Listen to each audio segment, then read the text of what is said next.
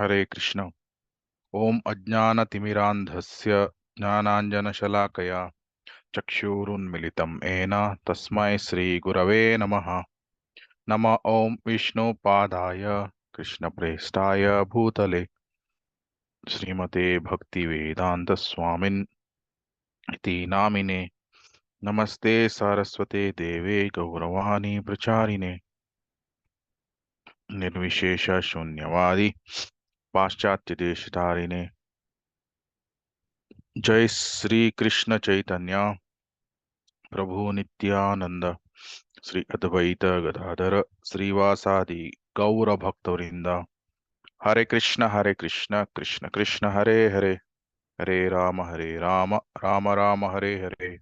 ಹರೇ ಕೃಷ್ಣ. ಇವತ್ತಿನ ಕ್ಲಾಸಿಗೆ ಸ್ವಾಗತ. ಇಂದಿನ ಕ್ಲಾಸಲ್ಲಿ ಮಂತ್ರ 5 ಇದನ್ನು ನೋಡಿದ್ವಿ. ಸ್ಕ್ರೀನ್ ಶೇರ್ ಮಾಡುತ್ತೇನೆ.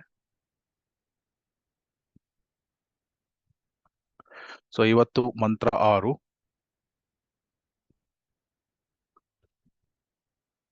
ದಯವಿಟ್ಟು ರಿಪೀಟ್ ಮಾಡಿ. ಯಸ್ತು ಸರ್ವಾಣಿ ಭೂತಾನಿ ಯಸ್ತು ಸರ್ವಾಣಿ ಭೂತಾನಿ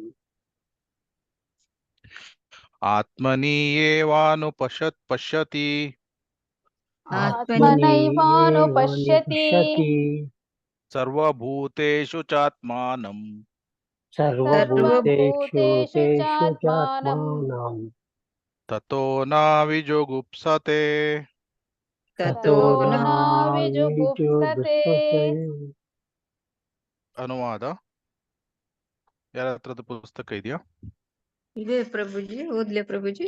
ಹಾ, ಮತ್ತೆ ಅನುವಾದ: ಯಾವನು ಎಲ್ಲವನ್ನು ಪರಮಪ್ರಭುವಿಗೆ ಸಂಬಂಧಿಸಿದಂತೆ ನೋಡುತ್ತಾನೋ, ಎಲ್ಲಾ ಜೀವಿಯನ್ನು ಅವನ ಭಿನ್ನಾಂಶಗಳೆಂದು ಕಾಣುತ್ತಾನೋ ಮತ್ತು ಎಲ್ಲದರಲ್ಲೂ ಪರಮಪ್ರಭುವನ್ನೇ ಕಾಣುತ್ತಾನೋ, ಅವನು ಯಾವ ವಸ್ತುವನ್ನು, ಯಾವುದೇ ಜೀವಿಯನ್ನು ದ್ವೇಷಿಸುವುದಿಲ್ಲ.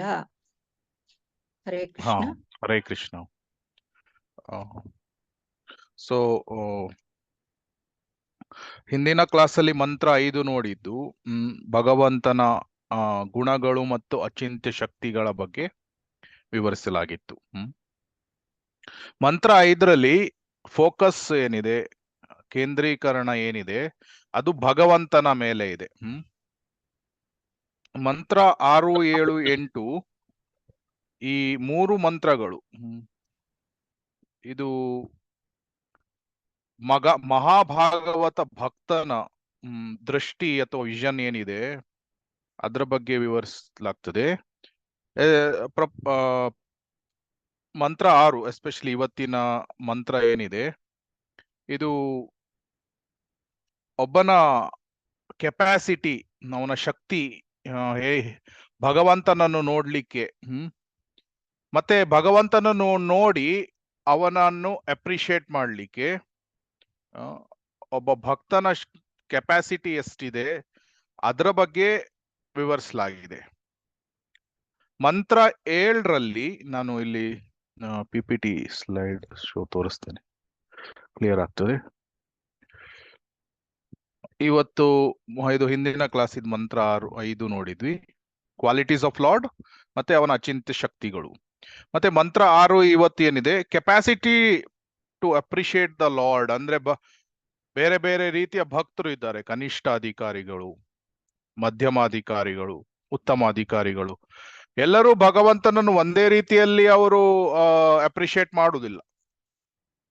ಸೊ ಬೇರೆ ಬೇರೆ ಕೆಪಾಸಿಟಿಯಲ್ಲಿ ಬೇರೆ ಬೇರೆ ಭಕ್ತರು ಭಗವಂತನನ್ನು ನೋಡ್ತಾರೆ, ಭಗವಂತನನ್ನು ಅಪ್ರಿಶಿಯೇಟ್ ಮಾಡ್ತಾರೆ.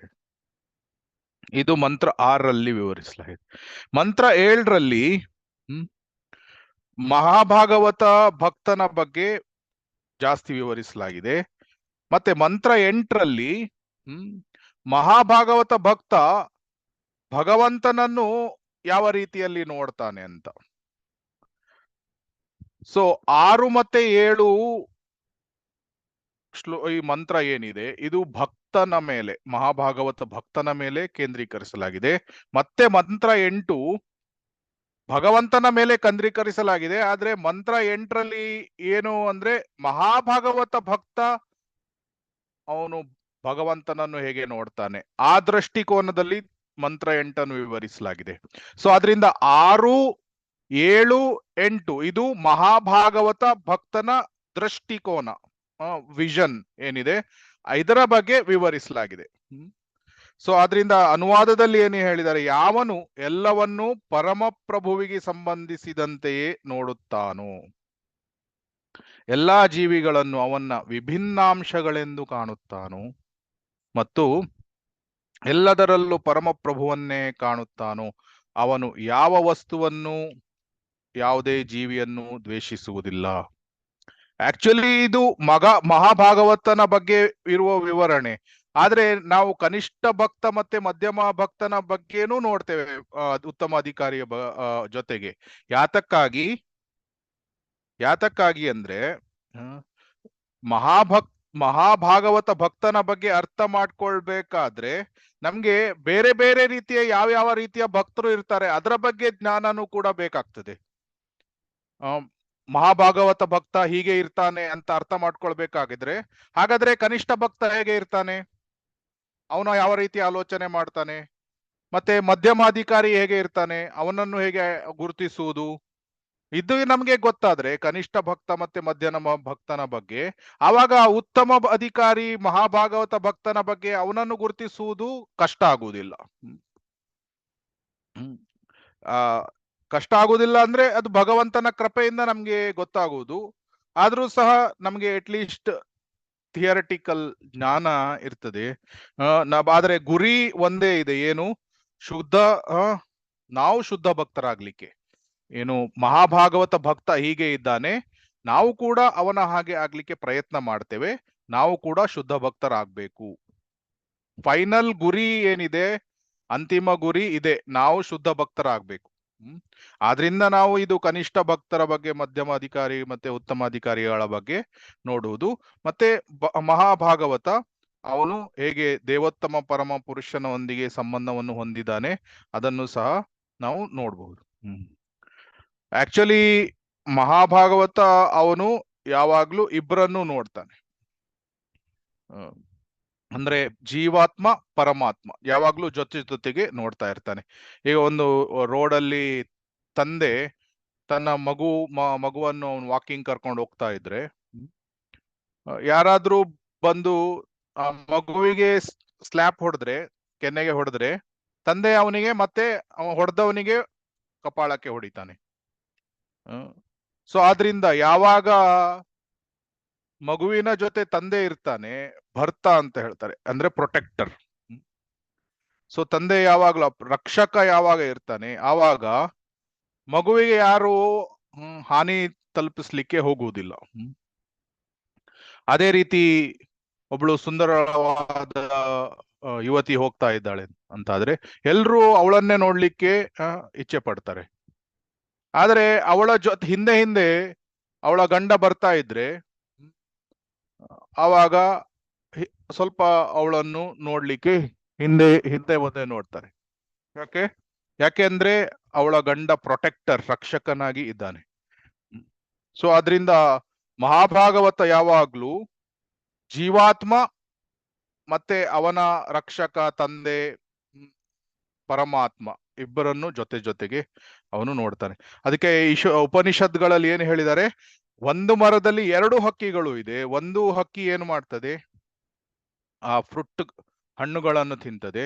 ಇನ್ನೊಂದು ಹಕ್ಕಿ ಆ ಹಣ್ಣು ತಿನ್ನುವ ಹಕ್ಕಿಯನ್ನು ನೋಡ್ತದೆ. ಇದು ಆಕ್ಚುಲಿ ಹಣ್ಣು ತಿನ್ನುವ ಹಕ್ಕಿ ಇದು ಜೀವಾತ್ಮ, ಕರ್ಮಗಳ ಫಲಗಳನ್ನು ತಿಂತಾ ಇರ್ತದೆ. ಆದ್ರೆ ಪರಮಾತ್ಮ ಅವನು ನೋಡ್ತಾ ಇರ್ತಾನೆ. ಸೊ ಯಾರಾದ್ರೂ ಭಾವಾರ್ಥ ಓದ್ತೀರಾ ದಯವಿಟ್ಟು? ಹರೇ ಕೃಷ್ಣ ಪ್ರಭು. ಹರೇ ಕೃಷ್ಣ. ಇದು ಮಹಾಭಾಗವತನ ಬಗೆಗಿನ ವಿವರಣೆ.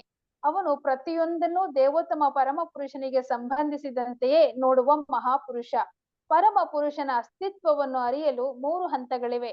ಕನಿಷ್ಠ ಅಧಿಕಾರಿಯು ಸಾಕ್ಷಾತ್ಕಾರದ ಕೆಳ ಹಂತದಲ್ಲಿದ್ದಾನೆ. ಅವನು ತನ್ನ ಧಾರ್ಮಿಕ ನಂಬಿಕೆಗೆ ತಕ್ಕಂತೆ ದೇವಸ್ಥಾನ, ಚರ್ಚು ಅಥವಾ ಮಸೀದಿಗೆ ಹೋಗಿ ಅಲ್ಲಿ ಧಾರ್ಮಿಕ ವಿಧಿಗೆ ಅನುಸಾರವಾಗಿ ಆರಾಧಿಸುತ್ತಾನೆ. ಅಂಥ ಭಕ್ತನು ದೇವರು ಉಪಾಸನಾ ಸ್ಥಳದಲ್ಲಿ ಮಾತ್ರ ಇದ್ದಾನೆಯೇ ಹೊರತು ಬೇರೆ ಕಡೆ ಇಲ್ಲವೆಂದು ಭಾವಿಸುತ್ತಾನೆ. ಭಕ್ತಿ ಸೇವೆಯಲ್ಲಿ ಯಾರು ಯಾವ ಸ್ಥಾನದಲ್ಲಿದ್ದಾರೆಂದು ಅವನು ಖಚಿತಪಡಿಸಿಕೊಳ್ಳಲಾರ. ಯಾರು ಪರಮ ಪ್ರಭುವನ್ನು ಸಾಕ್ಷಾತ್ಕರಿಸಿಕೊಂಡಿದ್ದಾರೆಂಬುದನ್ನು ಹೇಳಲಾರ. ಅಂಥ ಭಕ್ತರು ಮಾಮೂಲಿ ಸೂತ್ರಗಳನ್ನು ಅನುಸರಿಸುತ್ತಾರೆ ಮತ್ತು ಕೆಲವು ವೇಳೆ ಒಂದು ಬಗೆಯ ಭಕ್ತಿ ಇನ್ನೊಂದು ಬಗೆಯದಕ್ಕಿಂತ ಉತ್ತಮವೆಂದು ತಮ್ಮಲ್ಲೇ ಕಚ್ಚಾಡುತ್ತಾರೆ. ಈ ಕನಿಷ್ಠ ಅಧಿಕಾರಿಗಳು ವಾಸ್ತವವಾಗಿ ಪ್ರಾಪಂಚಿಕ ಭಕ್ತರು. ಅವರು ಈ ಐಹಿಕ ಗಡಿಯನ್ನು ದಾಟಿ ಆಧ್ಯಾತ್ಮಿಕ ಹಂತವನ್ನು ತಲುಪಲು ಪ್ರಯತ್ನಿಸುತ್ತಿದ್ದಾರೆ ಅಷ್ಟೇ. ಬೇರೆ ಯಾರಾದ್ರೂ ಸೆಕೆಂಡ್ ಪ್ಯಾರಾಗ್ರಾಫ್ ಓದಿ.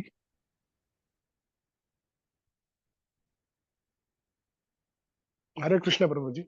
ಹರೇ ಕೃಷ್ಣ. ಸಾಕ್ಷಾತ್ಕಾರದ ಎರಡನೇ ಹಂತ ತಲುಪಿರುವವರನ್ನು ಮಧ್ಯಮ ಅಧಿಕಾರಿಗಳೆಂದು ಕರೆಯುತ್ತಾರೆ.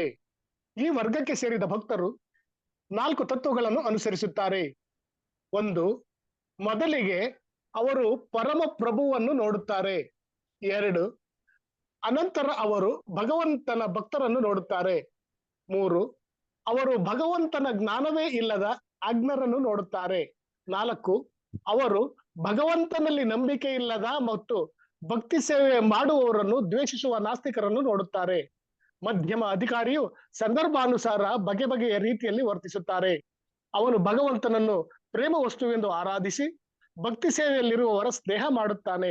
ಆಜ್ಞರ ಹೃದಯಗಳಲ್ಲಿ ಸುಪ್ತವಾಗಿರುವ ಭಗವತ್ ಪ್ರೇಮವನ್ನು ಜಾಗೃತಗೊಳಿಸಲು ಪ್ರಯತ್ನಿಸುತ್ತಾನೆ. ಆದರೆ ದೇವರ ಹೆಸರೆತ್ತಿದರೆ ಆಗದ ನಾಸ್ತಿಕರ ಬಳಿ ಸುಳಿಯುವುದಿಲ್ಲ. ಹರೇ ಕೃಷ್ಣ ಪ್ರಭುಜಿ. ಹರೇ ಕೃಷ್ಣ ಪ್ರಭು. ಶುದ್ಧ ಭಕ್ತರು ಎಲ್ಲಾ ಜೀವಾತ್ಮಗಳನ್ನು ಅವರು ಪ್ರೀತಿಸ್ತಾರೆ. ಆದ್ರೆ ನಾವು ನೋಡ್ತೇವೆ, ಹಾಗಾದ್ರೆ ಯಾತಕ್ಕಾಗಿ ಈಗ ಭಕ್ತರ ನಡುವೆ ಕೆಲವು ಪ್ರಾಬ್ಲಮ್ಸ್ಗಳು ಬರ್ಬೋದು, ಪ್ರಾಬ್ಲಮ್ಸ್ಗಳು ಇದೆ ಅಂತ ನಾವು ನೋಡ್ತೇವೆ. ಪ್ರಾಬ್ಲಮ್ಸ್ಗಳು ಅಲ್ಲಿ ಇಬ್ರು ಭಕ್ತರು ಜಗಳ ಆಡ್ತಿದ್ದಾರೆ, ಅಥವಾ ಬೇರೆ ಭಕ್ತನಿಗೆ ಹೋಗಿ ಪಿಂಚ್ ಮಾಡುದು. ಯಾತಕ್ಕಾಗಿ ಮಾಡ್ತಾರೆ? ಯಾತಕ್ಕಾಗಿ ಅಂದ್ರೆ ನಮಗೆ ಭಗವಂತನ ಬಗ್ಗೆ ಮಾತ್ಸರ್ಯ ಇರುತ್ತೆ, ಸುಪ್ತವಾದ ಮಾತ್ಸರ್ಯ. ಆ ಮಾತ್ಸರ್ಯವನ್ನು ನಾವು ಭಗವಂತನ ಕೃಷ್ಣನ ಕಡೆಗೆ ಅವನಿಗೆ ವ್ಯಕ್ತಪಡಿಸ್ಲಿಕ್ಕೆ ಆಗುವುದಿಲ್ಲ ಸ್ಟ್ರೈಟ್ ಆಗಿ. ಅದಕ್ಕಾಗಿ ಆ ಮಾತ್ಸರ್ಯ ಈ ರೀತಿ ಬೇರೆ ಭಕ್ತರ ಟುವರ್ಡ್ಸ್ ಏನು ಅದು ವ್ಯಕ್ತ ಆಗ್ತದೆ. So envy to Krishna comes as envy towards devotees. So ಆದ್ರಿಂದ ನಾವು ಯಾಕಂದ್ರೆ ಕೃಷ್ಣನಿಗೆ ಹೋಗಿ ಪಿಂಚ್ ಮಾಡ್ಲಿಕ್ಕೆ ಆಗುದಿಲ್ಲ, ಅವನಿಗೆ ಶಿಕ್ಷೆ ಬೀಳ್ತದೆ ಅಂತ ಹೆದರಿಕೆ ಇರ್ತದೆ.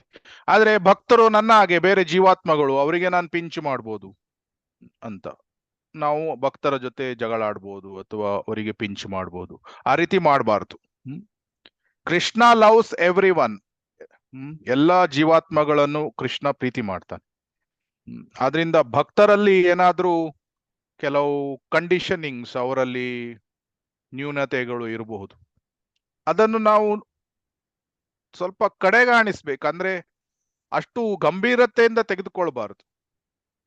ಕೆಲವು ಏನಾದ್ರೂ ಆ ಪ್ರಾಬ್ಲಮ್ಸ್ಗಳು ಅಥವಾ ಅವರ ಡೀಲಿಂಗ್ಸ್ ಮಾಡ್ಬೇಕಾದ್ರೆ ಅವರ ಕಂಡೀಷನಿಂಗ್ಸ್ಗಳು ಬರ್ತದೆ. ಕೆಲವರು ತುಂಬಾ ಮಾತಾಡ್ಬಹುದು, ಅಥವಾ ಅವರು ಮಾಡುವ ಸೇವೆ ಬೇರೆ ರೀತಿ ಇರಬಹುದು. ಅದನ್ನೆಲ್ಲ ನಾವು ಓವರ್ಲುಕ್ ಮಾಡ್ಬೇಕು.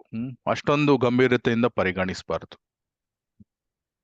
ಅದಕ್ಕೆ ಅರ್ಜುನನಿಗೆ ಕೃಷ್ಣ ಏನ್ ಹೇಳಿದ? ಡೋಂಟ್ ಹ್ಯಾವ್ ಮೆಟೀರಿಯಲ್ ಎಫೆಕ್ಷನ್, ಮೋಹವನ್ನು ಹೊಂದಿರಬೇಡ. ಧ್ರುವನಿಗೆ ಏನು ಹೇಳಿದ್ರು? ಧ್ರುವ ಮಹಾರಾಜ ಅವನೇನ್ ಮಾಡ್ತಾ ಇದ್ದ? 5ನೇ ಸ್ಕಂದದಲ್ಲಿ ವಿವರಿಸಿದ, 4ನೇ ಸ್ಕಂದದಲ್ಲಿ ವಿವರಿಸಿದೇನು?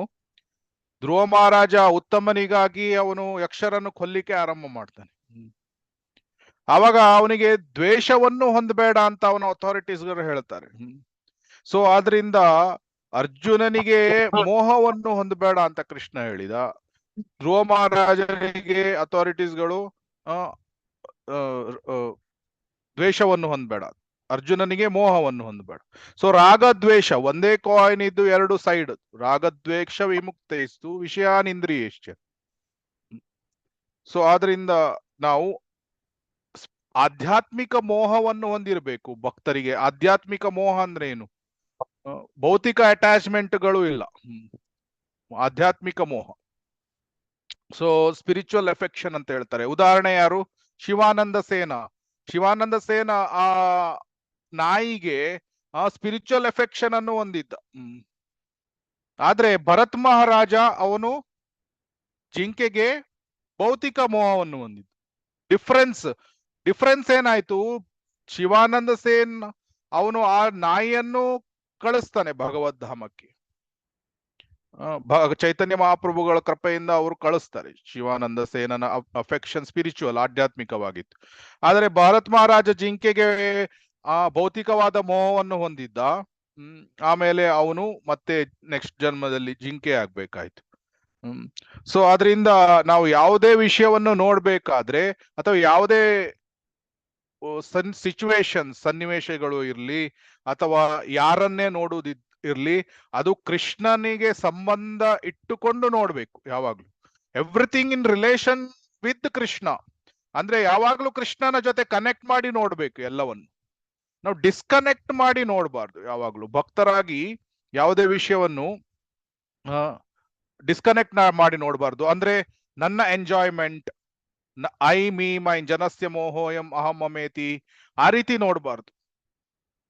ನಾನು ಯಾವುದೇ ಕಾರ್ಯವನ್ನು ಮಾಡ್ಬೇಕಾದ್ರೆ ಇದು ಕೃಷ್ಣನಿಗೆ ಸಂತೋಷತೆ ಪ್ರಸನ್ನತೆ ನೀಡ್ತದ, ಆ ರೀತಿ ಭಾವನೆಯಲ್ಲಿ ನಾವು ಚೆಕ್ ಮಾಡಿ ಕಾರ್ಯಗಳನ್ನು ಮಾಡ್ಬೇಕು. So see everything in relation to Krishna, don't separate.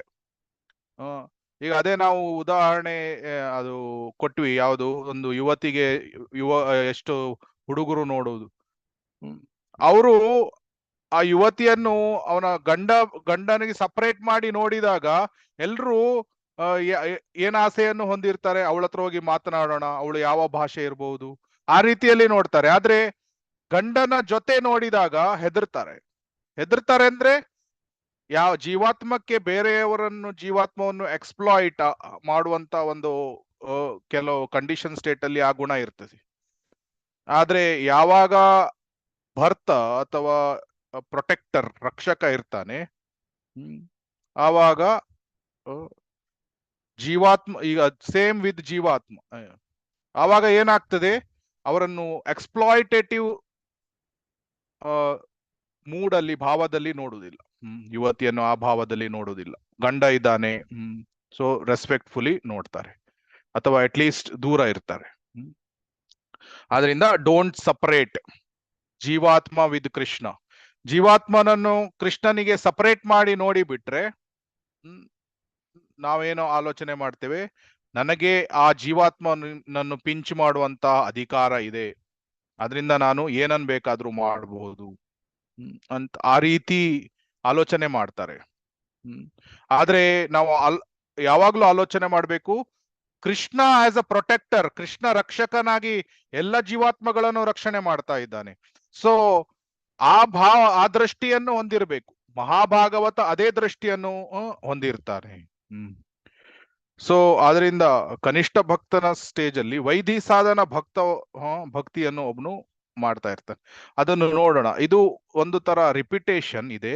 ಯಾತಕ್ಕಾದ್ರೆ ಅಂದ್ರೆ ನಾವು ಇದನ್ನು ಭಕ್ತಿ ರಸಾಮೃತ ಸಿಂಧು ಕ್ಲಾಸ್ ಅಲ್ಲಿ ನಾವು ನೋಡಿದೀವಿ. ಆದ್ರಿಂದ ನೀವು ಈಗ ಸ್ವಲ್ಪ ಇಂಟ್ರಾಕ್ಟಿವ್ ಆಗಿ ಇಡೋಣ ಕ್ಲಾಸ್ ಅನ್ನು. ಯಾಕಂದ್ರೆ ಇದು ಭಕ್ತಿ ರಸಾಮೃತ ಸಿಂಧು ಕ್ಲಾಸ್ ನಲ್ಲಿ ನಾವು ಇದನ್ನು ಆಲ್ರೆಡಿ ವಿವರಿಸಿದ್ದೇವೆ. ಸೊ ಅದರಿಂದ ಇದು ರಿವಿಷನ್ ರಿಪಿಟೇಷನ್ ಇದ್ದಾಗೆ. ಸೊ ಹಾಗಿದ್ರೆ ವೈದಿ ಸಾಧನ ಭಕ್ತಿಯನ್ನು ಮಾಡ್ಬೇಕಾದ್ರೆ ಅರ್ಹತೆಗಳು ಏನು? ಹೇಗೆ ಒಬ್ಬ ಭಕ್ತನಾಗ್ತಾನೆ? ನೆನ್ಪಿದ್ಯಾ? ಅಸೋಸಿಯೇಷನ್ ಭಕ್ತರ ಅಸೋಸಿಯೇಷನ್ ಇಂದ ಅವನಿಗೆ ಸರ್ವಿಸ್ ಸೇವೆ ಸಿಗ್ತದೆ. ಆದ್ರೆ ಅವನು ಎಲಿಜಿಬಿಲಿಟಿ, ಅರ್ಹತೆಗಳು ಏನು? ಅಟ್ರಾಕ್ಷನ್, ಆ ಆಕರ್ಷಣೆ ಬೇಕು. ಯಾವುದು? ಅವನಿಗೆ ಕೃಷ್ಣನ ಬಗ್ಗೆ ಸ್ವಲ್ಪವಾದ್ರೂ ಫೇತ್ ಅಥವಾ ನಂಬಿಕೆ, ಶ್ರದ್ಧೆ ಅಥವಾ ಆಕರ್ಷಣೆ ಬೇಕು. ಸ್ವಲ್ಪ ಅವನಿಗೆ ವೈರಾಗ್ಯ ಇಲ್ಲದೆ ಇರಬಹುದು ಅಥವಾ ಜ್ಞಾನ ಕೂಡ ಇಲ್ಲದೆ ಇರಬಹುದು. ಆದ್ರೆ ಆಕರ್ಷಣೆ ಬಂದ ತಕ್ಷಣ ಅವನ್ ಏನ್ ಮಾಡ್ತಾನೆ? ಸಾಧು ಸಂಘಕ್ಕೆ ಬರ್ತಾನೆ. Association of devotees, Krishna's devotees, ಯದ್ರಚ್ಛಯ ಮತ್ ಕಥಾದವು. ಸೊ ಅಸೋಸಿಯೇಷನ್ಗೆ ಬಂದಾಗ ಏನಾಗ್ತದೆ? ಅವನಿಗೆ ಭಕ್ತರು ಕೃಷ್ಣನ ಸೇವೆಗೆ ಸೇವೆಗಳನ್ನು ನೀಡ್ತಾರೆ, ಸೇವೆಗಳನ್ನು ಅವನು ಮಾಡ್ತಾನೆ. ಭಜನೆ ಭಜನ ಕ್ರಿಯೆ ಆರಂಭ ಆಗ್ತದೆ, ಹೌದು. ಆದ್ರೆ ಸ್ವಲ್ಪವೇ ಆಕರ್ಷಣೆ ಇದ್ರೆ ಕೃಷ್ಣ ಪ್ರಜ್ಞೆಗೆ ಬರ್ತಾನೆ. ಆದ್ರೆ ಕೃಷ್ಣ ಪ್ರಜ್ಞೆಯಲ್ಲಿ ಅವನು ಪ್ರಗತಿಯನ್ನು ಸಾಧಿಸ್ಬೇಕಾದ್ರೆ ಅವನಿಗೇನು ಅಗತ್ಯ ಇದೆ? ತುಂಬಾ ಗಾಢವಾದ ಆಕರ್ಷಣೆ ಬೇಕು. Little attraction is required for starting, ಅಂದ್ರೆ ಪ್ರಥಮ ಹಂತದಲ್ಲಿ ಅವನಿಗೆ ಸ್ವಲ್ಪ ಆಕರ್ಷಣೆ ಸಾಕಾಗ್ತದೆ, ಅವನು ಬರ್ತಾನೆ. ಆದ್ರೆ ಆ ಆಕರ್ಷಣೆ ಗಾಢವಾಗಿ ಹೋಗದೇ ಇದ್ರೆ ಅವನು ಪ್ರಗತಿಯನ್ನು ಸಾಧಿಸ್ಲಿಕ್ಕೆ ಆಗೋದಿಲ್ಲ. ಆದ್ರಿಂದ ಆ ಆಕರ್ಷಣೆಯನ್ನು ಗಾಢವನ್ನಾಗಿ ಮಾಡಬೇಕು. ಸೊ ಎಲಿಜಿಬಿಲಿಟಿ ಟು ಅಡ್ವಾನ್ಸ್, ಪ್ರಗತಿಯನ್ನು ಸಾಧಿಸಬೇಕಾದ್ರೆ ಗಾಢವಾದ ಅಟ್ರಾಕ್ಷನ್ ಬೇಕು, ಗಾಢವಾದ ಆಕರ್ಷಣೆ ಬೇಕು. ಸೊ ಆವಾಗ ಅವನು ಏನ್ ಮಾಡ್ತಾನೆ? ಗುರು ಸಾಧು ಶಾಸ್ತ್ರಗಳಿಂದ, ಗುರುಗಳಿಂದ ಅವನು ಸ್ಫೂರ್ತಿಯನ್ನು ಪಡಿತಾನೆ. ಸೊ ಸ್ಫೂರ್ತಿಯನ್ನು ಪಡೆದು ಪ್ರಗತಿಯನ್ನು ಸಾಧಿಸ್ತಾನೆ. ಸೊ ನಾವು ಈಗ ನೋಡಿದ್ದೇವೆ ಹಿಂದಿನ ಇದರಲ್ಲಿ, ಕನಿಷ್ಠ ಅಧಿಕಾರಿ ಅಂದ್ರೆ ಯಾರು, ಉದ್ಯಮ ಅಂದ್ರೆ ಯಾರು, ಉತ್ತಮ ಅಂದ್ರೆ ಯಾರು. ಸ್ಲೈಡ್ ಇದೆ ನೋಡಿ, ಸ್ಲೈಡ್ ನೋಡಿ ಹೇಳಿ ಬೇಕಾದ್ರೆ.